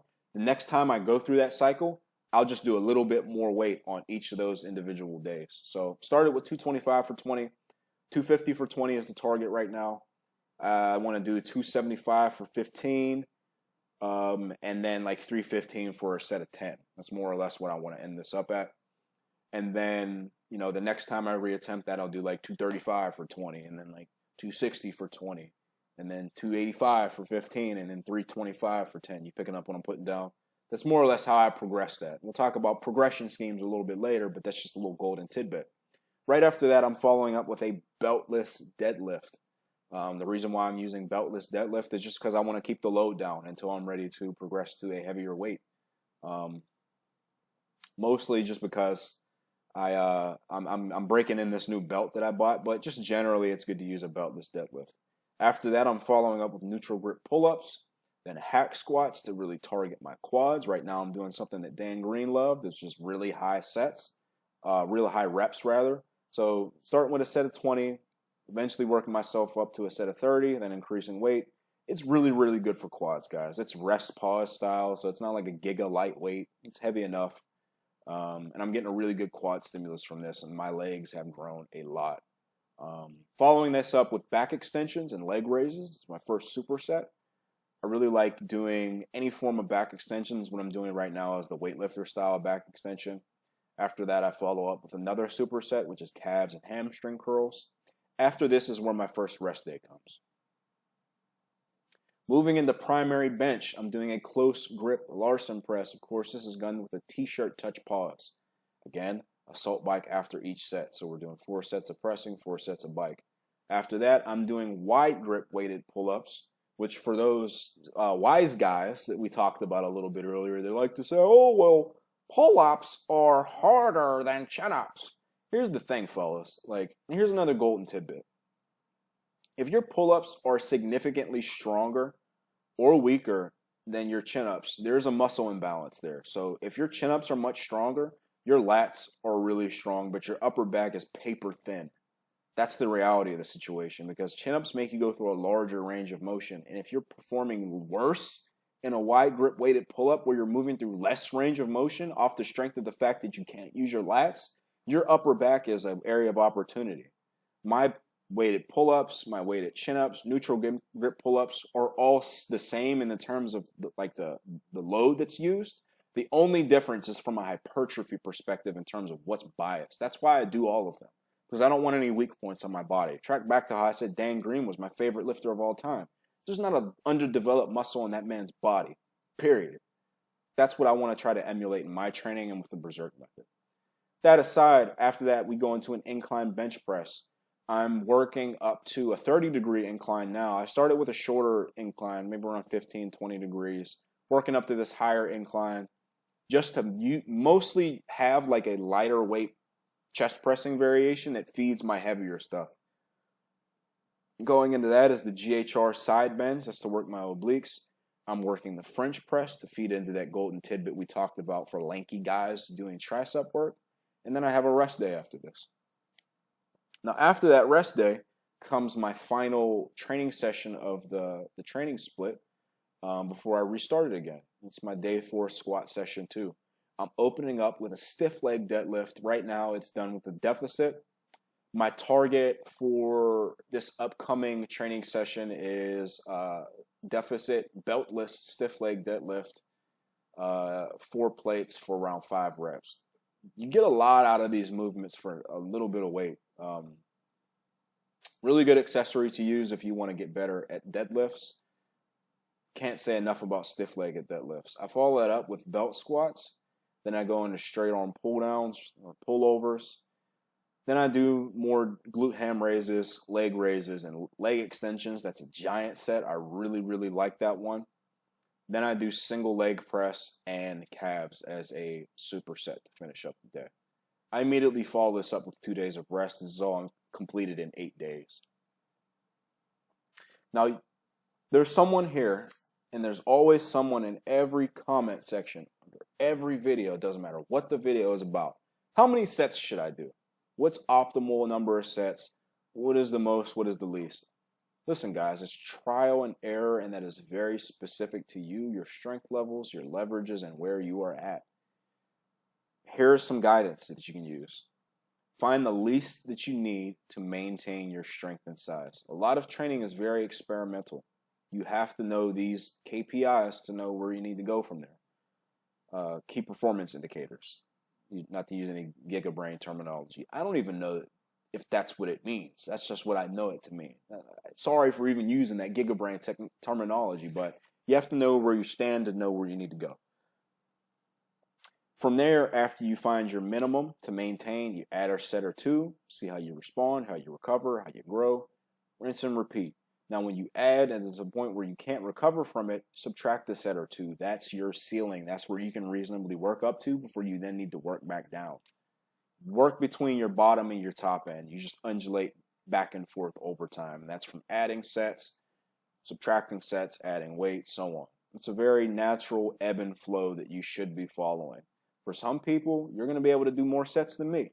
Some people are going to be able to do a lot less sets than me. It's just all dependent upon the individual.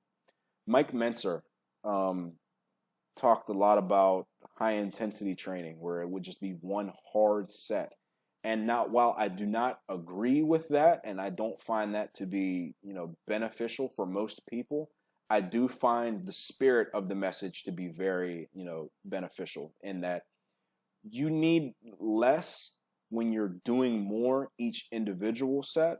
And if you do less, you also recover better as well, since you're just subjecting your body to less overall stress and more stimulative stress, if that makes sense. There's a difference between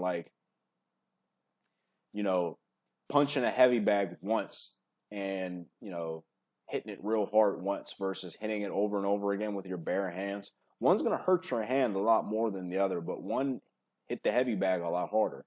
That kind of thing. I don't think that you only need one hard set per week or whatever high intensity training says that you need to do, but I do think that more quality sets should be the standard. So 3 quality sets is equal 12 junk sets, where you're just so far away from failure that you're not getting any relevant stimulus until the very end of your workout.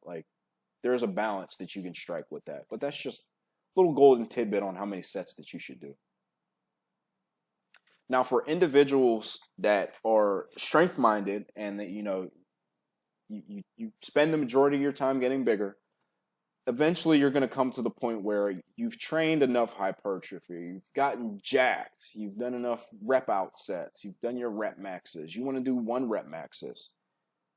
Easy way to transition from hypertrophy to a 1 rep max strength is just start implementing on one of your days. It could be your primary session. You start with 82% of your old 1 rep max, or close to there. It could be less, could be more. And you increase in percentage weekly doing singles until you get to 90-ish% of your old 1 rep max.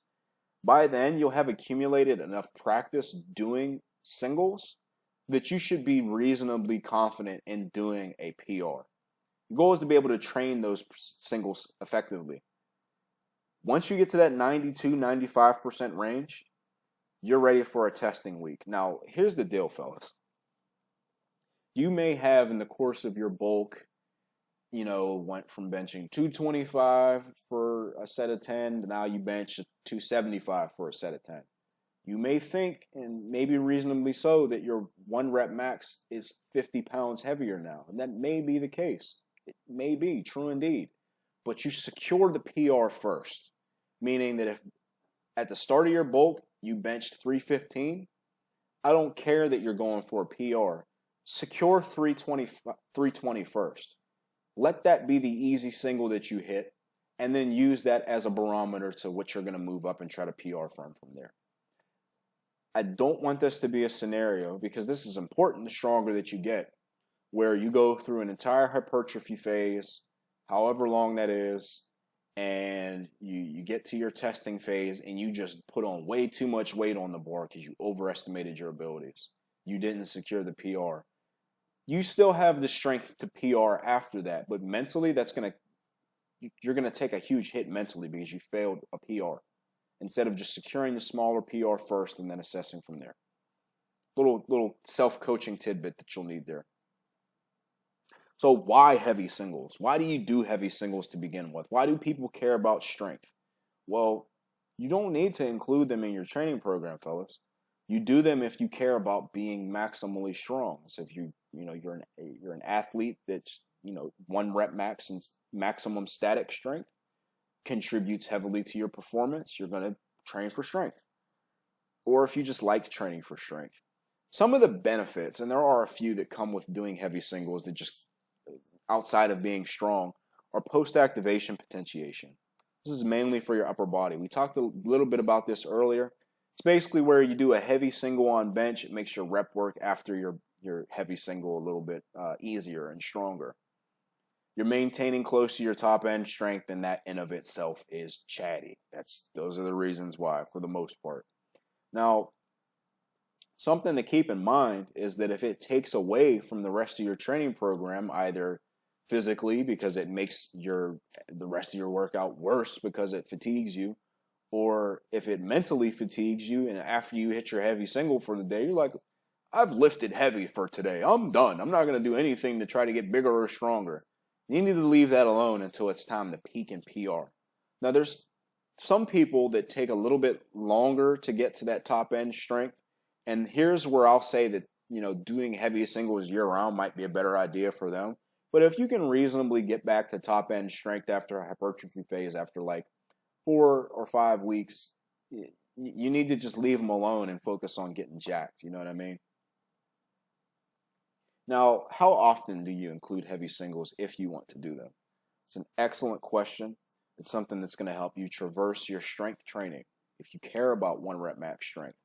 If you have good leverages, just a general rule of thumb is that you can go heavier more often than someone with worse leverages.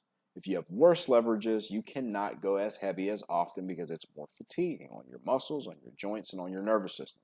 You're doing more work.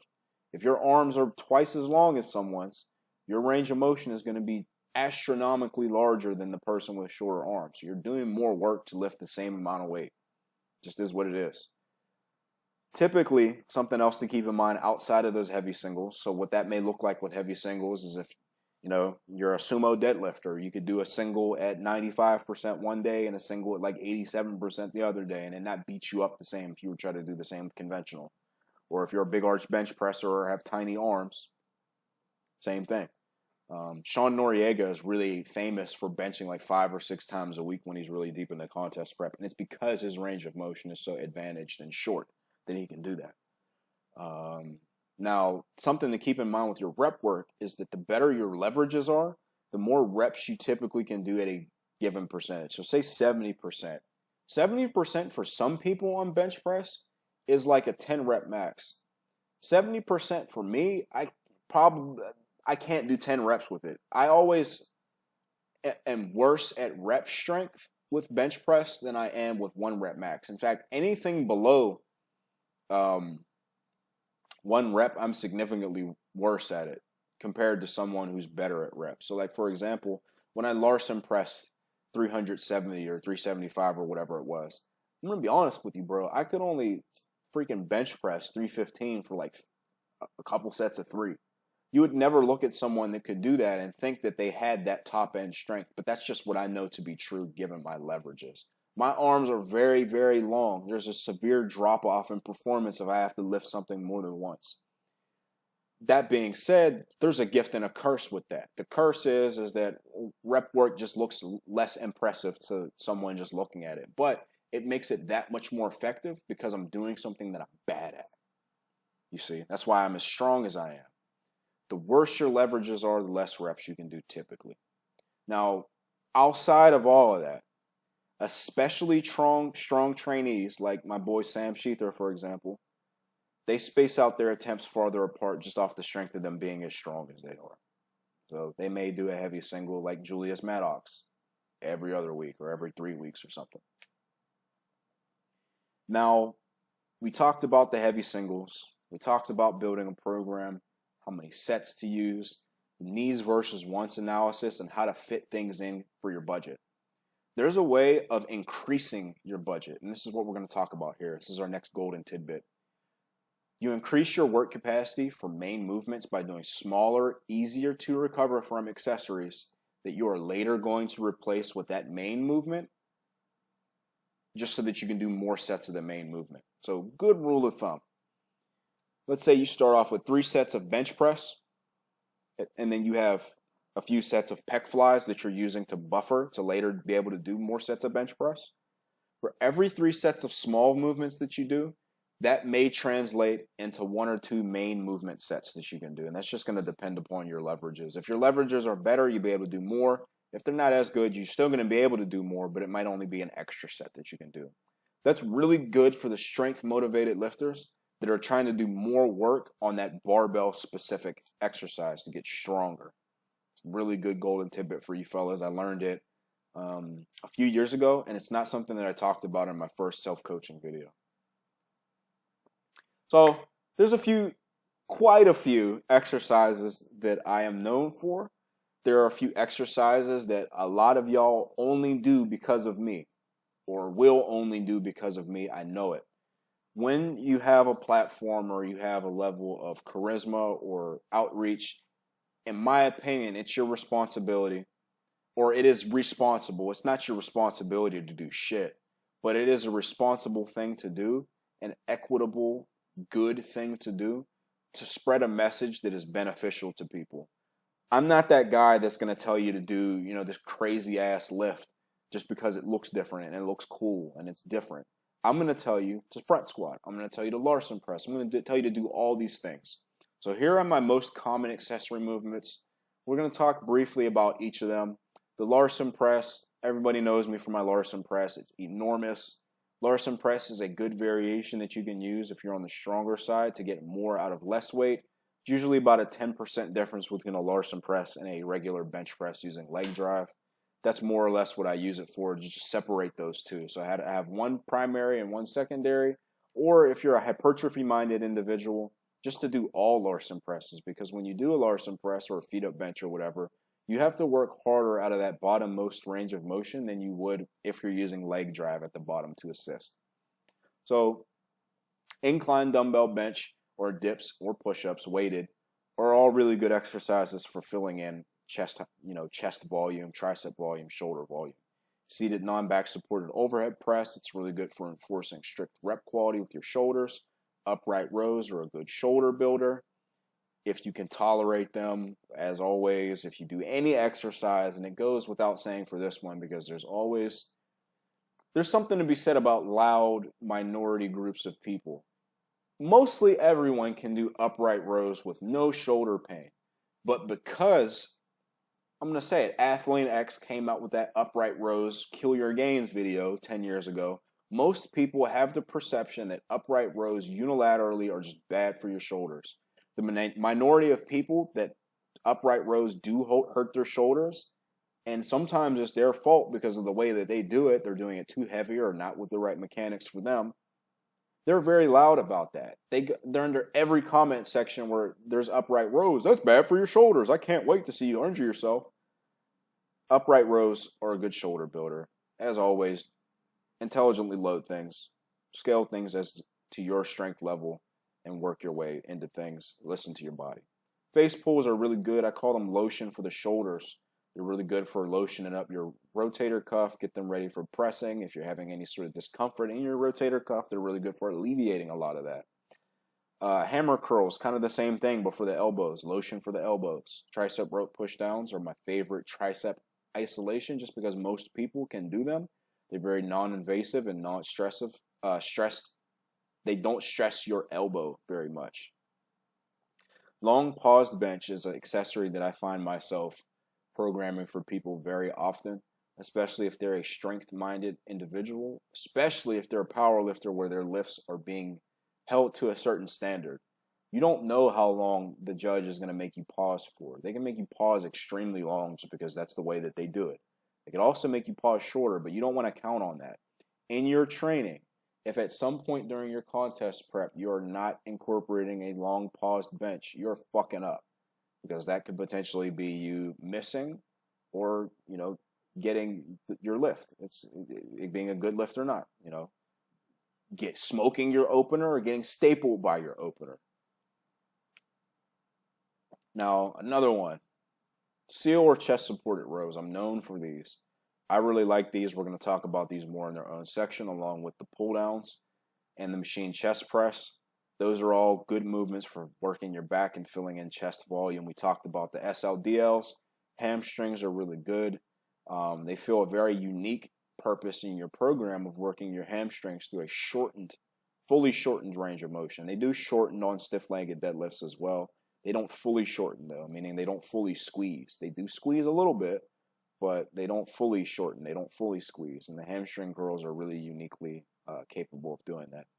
Back extensions are easy posterior chain volume. They have a high benefit and low cost in terms of your fatigue.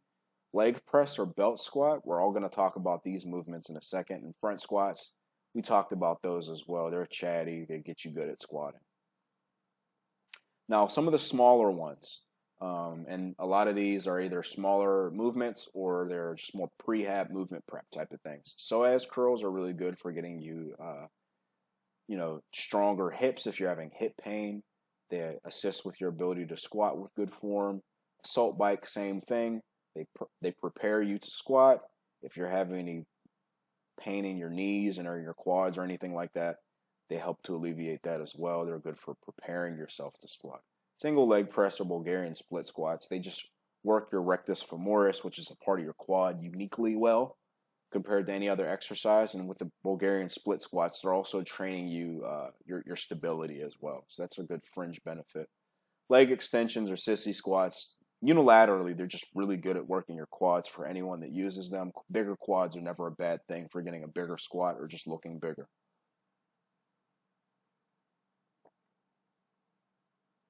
Now, ab work goes without saying you include that.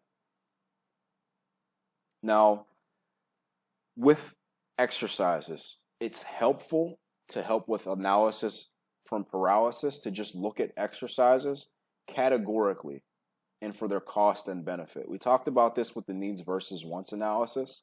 This helps expound upon that for movements specifically. So everything that you look at, not only with your training program, with each movement that you pick, you have to do your own needs versus wants analysis.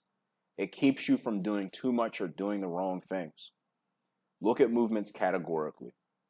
Pause here, look at these. We're going to talk about these in a second. Now, the extended range of motion lifts. It's the first category of lifts that I look at. They're usually the most stimulative rep for rep, meaning they give you the most hypertrophy after you recover from them. Less weight is usually used because you're going through a larger range of motion and you're doing more work. They can be proportionately more fatiguing at higher loads for the same reason. These challenge your muscles, connective tissues, the joints to adapt to a more robust range of motion. Now, the reason why this is important is just to, one, work you in a more robust fashion. So if you're someone that's more advantaged with your regular barbell lift, it gives you the opportunity to do a variation of that lift and get better hypertrophy from it. It also helps to prevent when you misgroove and you go through a range of motion or a joint angle that you're not accustomed to, and be able to be strong in that otherwise unfamiliar range of motion. Some of my favorites include dumbbell bench press, ATG leg variations, deficit stiff leg deadlifts, or just cambered bar bench presses or pulls or things of that nature. Anything where you're getting a deeper elbow angle with presses or deeper knee angle with leg variations or deeper back angle with hip hinges is going to be an extended range of motion lift. Really good. Now, standard movements goes without saying. They're your bread and butter. They're usually less stimulative than the extended range of motion lift. Also less fatiguing, but they're your bread and butter. They're what you're centering your program around, what you're trying to get better at. That's going to include every movement in the Golden Six. I think Arnold Schwarzenegger was the one that coined that. That's going to include squat, bench, deadlift, row, chin, or pull-up, and overhead press. Now, self-limiting variations are an interesting topic of discussion just because they're variations that you do that are harder than your main lift, but only because you're removing something that makes you strong on that lift. So for, squats, it's a stretch reflex. So pause squats are a self-limiting variation. For bench press, that's a Larson press. You're removing leg drive. You're pausing longer. You're doing a long pause bench. Those are to be done alongside a standard variation to increase your ability to lift more weight on that. But since they are a direct variation, you can also just do them standalone and get very similar carryover as well. Alex, Alpha Destiny, have a lot of respect for what he does. He has been Larson pressing almost exclusively from what I can tell, and his bench pressing strength is just getting better for it, even though he's not doing a lot of competition style bench pressing. Fully capable of benching for more than 405 pounds now, for sure, and it's from the Larson pressing. Now, the next variation of movements is a category of movements I call limit breakers. The reason why I say that is that they allow you to focus entirely on your prime movers without, a lot of times worrying about form as much, one, but also without the need to stabilize. So that's stuff like any leg machine, any chest press machine. It's going to be stuff like leg press, hack squats, belt squats, any hammer strength chest press. If your home gym master race deficit floor presses, I found also simulate that increased stability from, the floor. So you're not having to stabilize the bar as much or really at all, to be honest with you. They put the deficit in there so you're still getting the full range of motion. And then back extensions as well. Now, you shouldn't just do these on your own if you're wanting to also be strong at a barbell lift. They should be done in addition to, like an adjunct to these. If you're doing them on your own, that's perfectly fine for hypertrophy, but your performance on these won't be expressed as efficiently in those barbell movements if you're not doing them synergistically. It's like a 1 + 1 = 3 kind of thing. Now, the last variation of like main movements is going to be mindset variations. We talked a little bit about this earlier, but more specifically, these are just movements that you're using to address something that is an issue in your training that it doesn't have to do with your strength or your size. That's just something like you not keeping lat tightness on squats because you just don't think to do it because you're so focused on lifting the weight. Almost always it's going to expressly to improve your rep quality. It's to enforce rep quality. A technical flaw that's just, punished if you do this exercise right or rewarded if you do it right. So basic example is a pause deadlift. If your bracing sucks on deadlifts, that's going to be punished very highly on pause deadlifts because you're not going to be able to complete the lift or pause effectively.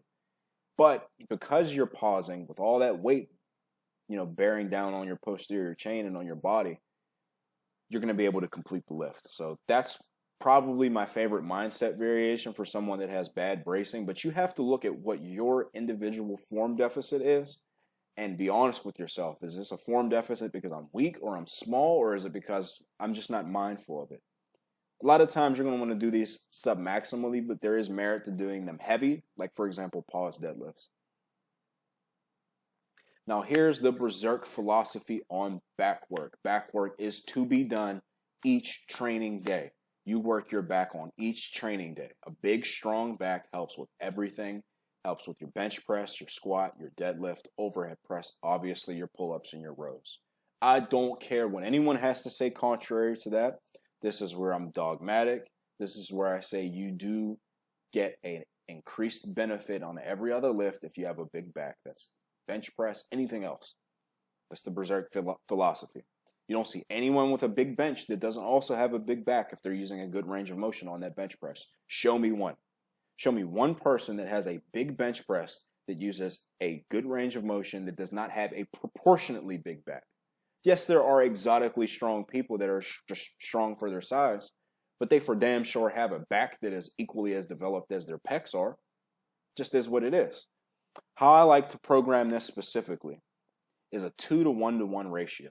So it adds up to 4, I hope. 2 plus 1 plus 1. Yeah, 4. So 2 rows. Math ain't my strong suit, fellas. 2 rows, 1 vertical pull, and then 1 lat isolation. Or if you're wanting to get better at vertical pulls, it's the inverse. You do 2 vertical pulls, 1 row, and then an upper back isolation, or any combination of that. That's just to ensure that you're not overworking anything else and that you are also biasing something for performance. So whatever you want to get better at, you do that more often, and then you supplement with everything else. For me right now, that looks like doing 2 vertical pulls, 1 row, and then 1 lat isolation. That's just because that's how I want to structure that. Now, here's why I favor chest supported rows in most people's programs. If you look through my programs, you've seen that is a staple accessory. Here's why. One, it's just good for new lifters that just honestly lack the body awareness to properly brace. It's also good for stronger lifters that want to save their lower back for their big lower body lifts. Very easy to just lay down on a bench and do seal rows and not hurt yourself, provided you're bracing your abs. You're not having to worry about keeping your back erect or your back straight. You're just Valsalva maneuver and pull. That's all. Same with the chest supported row machine. Now, there are many situations when a standing row is warranted. So first and foremost, we're going to speak for stronger lifters first. It's just a grip exercise for people that miss deadlifts at the top because of their grip. Yates rows are probably my favorite for this specific purpose. It's also a good tertiary deadlift exercise if you're someone like my boy Dan Green or Pete Rubish that used barbell rows as a deadlift accessory. It's just a good deadlift accessory if you do it with a more of a hip hinge type of form, explosively. It's also just good for lifters that frankly don't train their legs to begin with. If you're a calisthenics athlete and you do weighted pull-ups and weighted dips, you don't have to worry about sparing your lower back because you don't train your legs. I'm not being mean. That's just the truth. So you can do rows, and you should do rows standing. Now, strong abs are everything. Ab work is also to be done every training day. If you brace effectively, you're going to be able to lift more weight on every other main lift, period. You should be training every element of your core. That includes your upper abs, your lower abs, and your obliques, and your lower back as well, but that's covered in your lower body training at least once per week for each muscle group. There could be more or less depending upon what you want to bias. Usually I like to do a 2, how does this add up? So it could be, all right, so what do? I do GHD sit-ups twice a week, then I do obliques, then I do lower abs. So it's the same ratio, 2 to 1 to 1. My favorites specifically are GHD sit-ups. That's what I find myself doing most often now and programming most often. If not, the best substitute to that would be just putting your feet under a dumbbell rack and doing your full range of motion sit-ups there. Hanging leg raisins and side bends are just the bread and butter. Now, isolation work is the final part of that cost and benefit analysis for picking movements in your training program. There's a way that delineates between the hypertrophy and the strength enthusiast, though. One, for the hypertrophy enthusiast, you're going to be building your routine around a lagging muscle group a lot of the time. So if you want bigger triceps, a big portion of your training is going to be focused around getting your triceps. That's going to be one of your needs, and everything else is going to be a want because you're a hypertrophy enthusiast. You care about aesthetics, right? So because this is your main need, everything else that you include is going to be on maintenance or just going to be at a lower volume than if you were pushing that muscle group until you're satisfied with your growth in your triceps, for example, and then you have a different emphasis. Now, for the strength enthusiasts, you're going to obviously program your main movements first and then decide what you have left over for the rest of your program. So track back to that lanky golden tidbit. That's where some of that methodology comes into play so that you can work your triceps to get a bigger bench press. You're isolating specifically to increase the size of the muscles that you use in those big movements for performance. Now, you don't have to be a strength enthusiast to do this. You could be someone that just happens to be training for strength at the time. This is still the mindset that you want to adopt. Now, we're just about to close off here. Major setbacks do happen. I've had many major setbacks in my life. and in my training career. They happen. They probably will happen. And sometimes it is going to be outside of your control. I can think to many, many situations where bad things happen to me because of things I had no control over. It happens to everybody. It's life. You have to know what to do when that happens with your training. Determine why. Why did it happen? What caused it? Be honest with yourself if you had a part to play with this. This is where self-accountability comes into play. Did you sleep enough? Did you eat enough? Was your rep quality terrible? What were you doing? Were you doing everything that you needed to do? Okay, you have this area of opportunity here. Here's what caused this injury. Here's what caused this tweak. Here's what caused you not to make results. Here's what you're going to do differently in the future. Needs and wants analysis, self-accountability. Your baseline is going to be lower after a major setback. So if you injure your pec, tweak your pec, your chest pressing strength is going to be vastly diminished. Your new baseline is lower.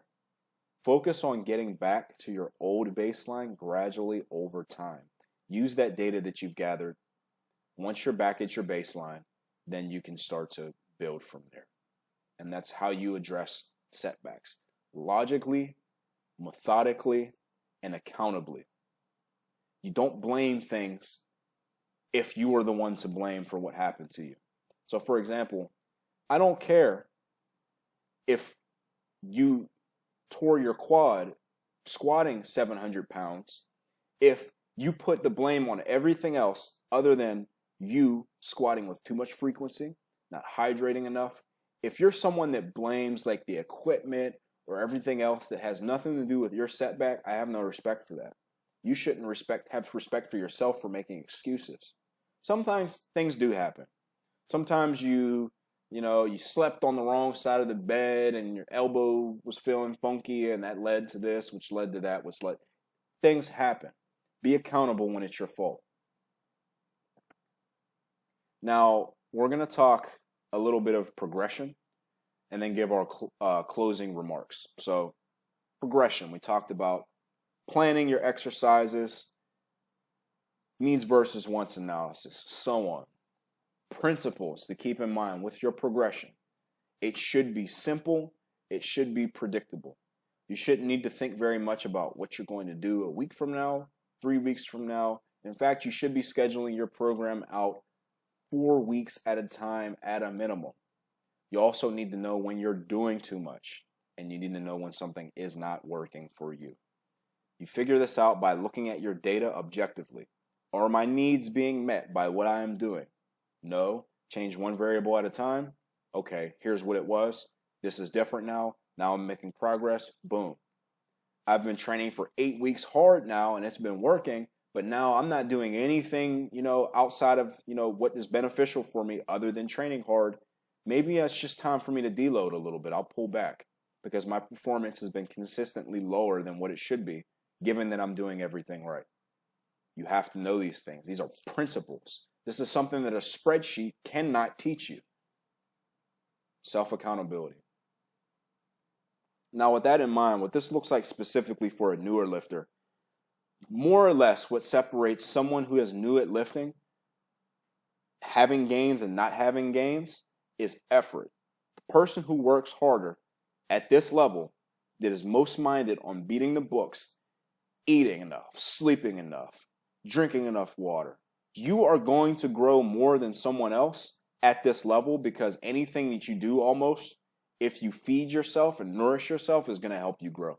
This is going to be the fastest, quickest amount of gains that you're ever going to get in your life. And the only thing that's going to separate you from someone else with similar genetics is your effort. You have to prioritize effort in a simple beating the books approach. If you're super new to the gym, you're benching the bar, you don't need to worry about anything but adding 5 pounds to that bar next week, or doing more reps, or doing both, and trying hard, and eating enough, and sleeping enough, and keeping your stress levels down. That's what you need to worry about as a newer lifter. But there's going to come a time where you're not able to continually just beat the books unga bunga style over and over again. It's going to come. It's going to happen. You have to know what to do from there, and that's where this comes into play. principles past the beginner stage. This is where instead of you scheduling progression session to session, it becomes weekly PRs, which become bi-weekly PRs, which become monthly PRs, which become bi-monthly PRs, and then, 3 times a year, and so on. The stronger you get, the more that you're going to have to start thinking about these PRs long term. What did we talk about with the heavy singles? Secure the PR. That's what comes into play here as well, because considering that you're scheduling these progressions longer and farther apart, you're going to want to make sure that you hit the progression that you make sure that you do. Stick to what you have written for yourself leading up to that. Non-training related variables, eating, sleeping enough, that's even more important here. You have to eat, sleep, think like a champion to be a champion. Effort should still be a driving factor, but staying in the pocket and following what you've written for yourself is equally as important as well. Now, one major principle that it doesn't matter what progression scheme that you use, anything from the Texas method, 5-3-1, the videos in my programming playlist where I talk about different methods of progression, my simple progression method, they all have something else in mind. Earn your PRs. There should be something where you look at your training, where you follow these progressions or accumulated this amount of volume at this X weight, where you should be able to tell that you're ready for an all-out PR before you even attempt it. You working hard at something does not mean that you earn that PR. This is where people become disillusioned with training because they reach that stage in their training where they can't just work hard to get better, and they think that their effort means everything. Your effort means a lot. It means that you want to try to get better. But if you're doing the wrong things really hard and very intently, you are not going to get the results that you're looking for. Look at a proven system, a method of progression that works for you. So if you've noticed in your training career that you always feel the biggest and the strongest when you increase volume and sets and reps before you increase weight, your progression model should be focused around increasing in volume before you increase in weight. What does this look like? That's things like step loading. That's things like, 5-3-1 follows a similar methodology as well. My simple progression model, you're accumulating sets of 8, things of that nature. You do things like that to make sure that you're doing what you need to do to earn your PR. Any and every progression model will work. Just figure out what works best for you. Now, programs as written are going to get stale. You've gone through, you've done your needs versus wants analysis. You've done everything that you need to make sure that you're reaching your needs. At a point, they're going to get stale. You need to know your variations that you need to use. Every 6 to 8 weeks is going to be a point in your training where you're going to need to change or rotate something, in specifically your accessories. Your main movements can stay similar, but your accessories need to rotate every 6 to 8 weeks. What I'm going to recommend so that you don't have to continually do this needs versus wants analysis is have a set rotation of movements that you know historically work well for you. It's going to take experimentation to get to this point. Training is long-term success. It's not plug in and play, and you just get the best results. You get the best results by experimenting. So for me, for example, the rotation that I use for leg exercises specifically that I have right now is I rotate hack squats with Smith machine squats with leg press. Those are the 3 that I have in rotation for a particular slot on my training. They all perform a similar thing. They each have their own resistance profiles, but they all do a similar thing in my training. And I know that they all have carryover to one another as well. That's what you want to keep in mind with your rotations. You can also rotate rep ranges. So with your main movements, for example, you can cycle through 5s, 8s, and 10s. You do so many weeks of 5, so many weeks of 10s, so many weeks of 12s, whatever. That's actually step loading right there. We talked about that in my programming playlist. Check that video out. You also need to know when to increase or decrease frequency. You increase frequency when your workouts are too dense and you need to do this amount of work to get better, but you know you can't do it all here. You spread it out a little bit. You decrease when that becomes stale. You do that until you've decided you've done that for long enough, and then you increase your frequency again to have more explosive growth. That's all that you need to know about when to change your program. You don't change your program when you just feel like it. You can, but Is that going to be performance minded? No. And this is where coaching yourself comes into play. You should be good to yourself, but part of coaching yourself is telling yourself what you need to hear, not what you want to hear. You don't stop doing this leg motion because you suck at it and you're not able to use a lot of weight. You stop doing it because it doesn't work. If it works and you're just not very strong at it, keep doing it and you'll get good at it. Last thing before our final remarks, and this is just more of an Easter egg, a golden tidbit for you guys. How to use music. Music is something that can increase your performance, can make you more excited and ready to train. The way that I like to use it is it has to have ebbs and flows. It has to have peaks and valleys. Peak songs are for your top sets. You regroup with a song that's, more subdued for your back downs. It still has more of like a, somewhat of a high energy level, but isn't super peaked out like your top set. And then you have a gradual climb back up. Don't stay in fight or flight mode with just the most hardcore rock and roll, heavy metal music possible the whole time, because you're going to burn yourself out. That's very well suited for like individual efforts, like singles and things like that. Specific short bursts of performance, but you can't maintain 100% performance throughout the entire workout. It needs to have ebbs and flows. I'm going to have my playlist linked in the description for you to guys have an example for that. So my final remarks. Again, I want you guys to use this as a resource. I want you to know that you don't need to hire me for any particular service, because this video is so extensive, and I know that a lot of training is experimental, and that all I do as a coach is help you reach these conclusions for yourself. Nobody that worked with me has to work with me for long. Anybody that has been working with me for long simply chooses to do that, and I can't tell them no. There's no shortage of people that want to work with me. I work with people to get them to be self-sufficient so that they do not need to spend this money on something like coaching, and they can spend it on things like their other hobbies and so on. I'm very honored that people go to spend these particular, their money for this particular hobby on me. I'm very honored, but know that it's not necessary. Know that I want you to be successful, and know that being successful with your training comes with honestly, it comes down to going back to a lot of those, are you a good lifter factors? Are you accountable? Are you determined? Are you confident? And if you're not, doing what we talked about here today to build those competencies. If you have any questions or comments related to this video, please leave them down below. All the supplementary material is going to be linked in the description. Please check that out. That's going to include anything like, form videos that I talked about, videos that I've made that I've referenced, or videos that I have referenced myself. Y'all be easy. Stay safe. Bye-bye.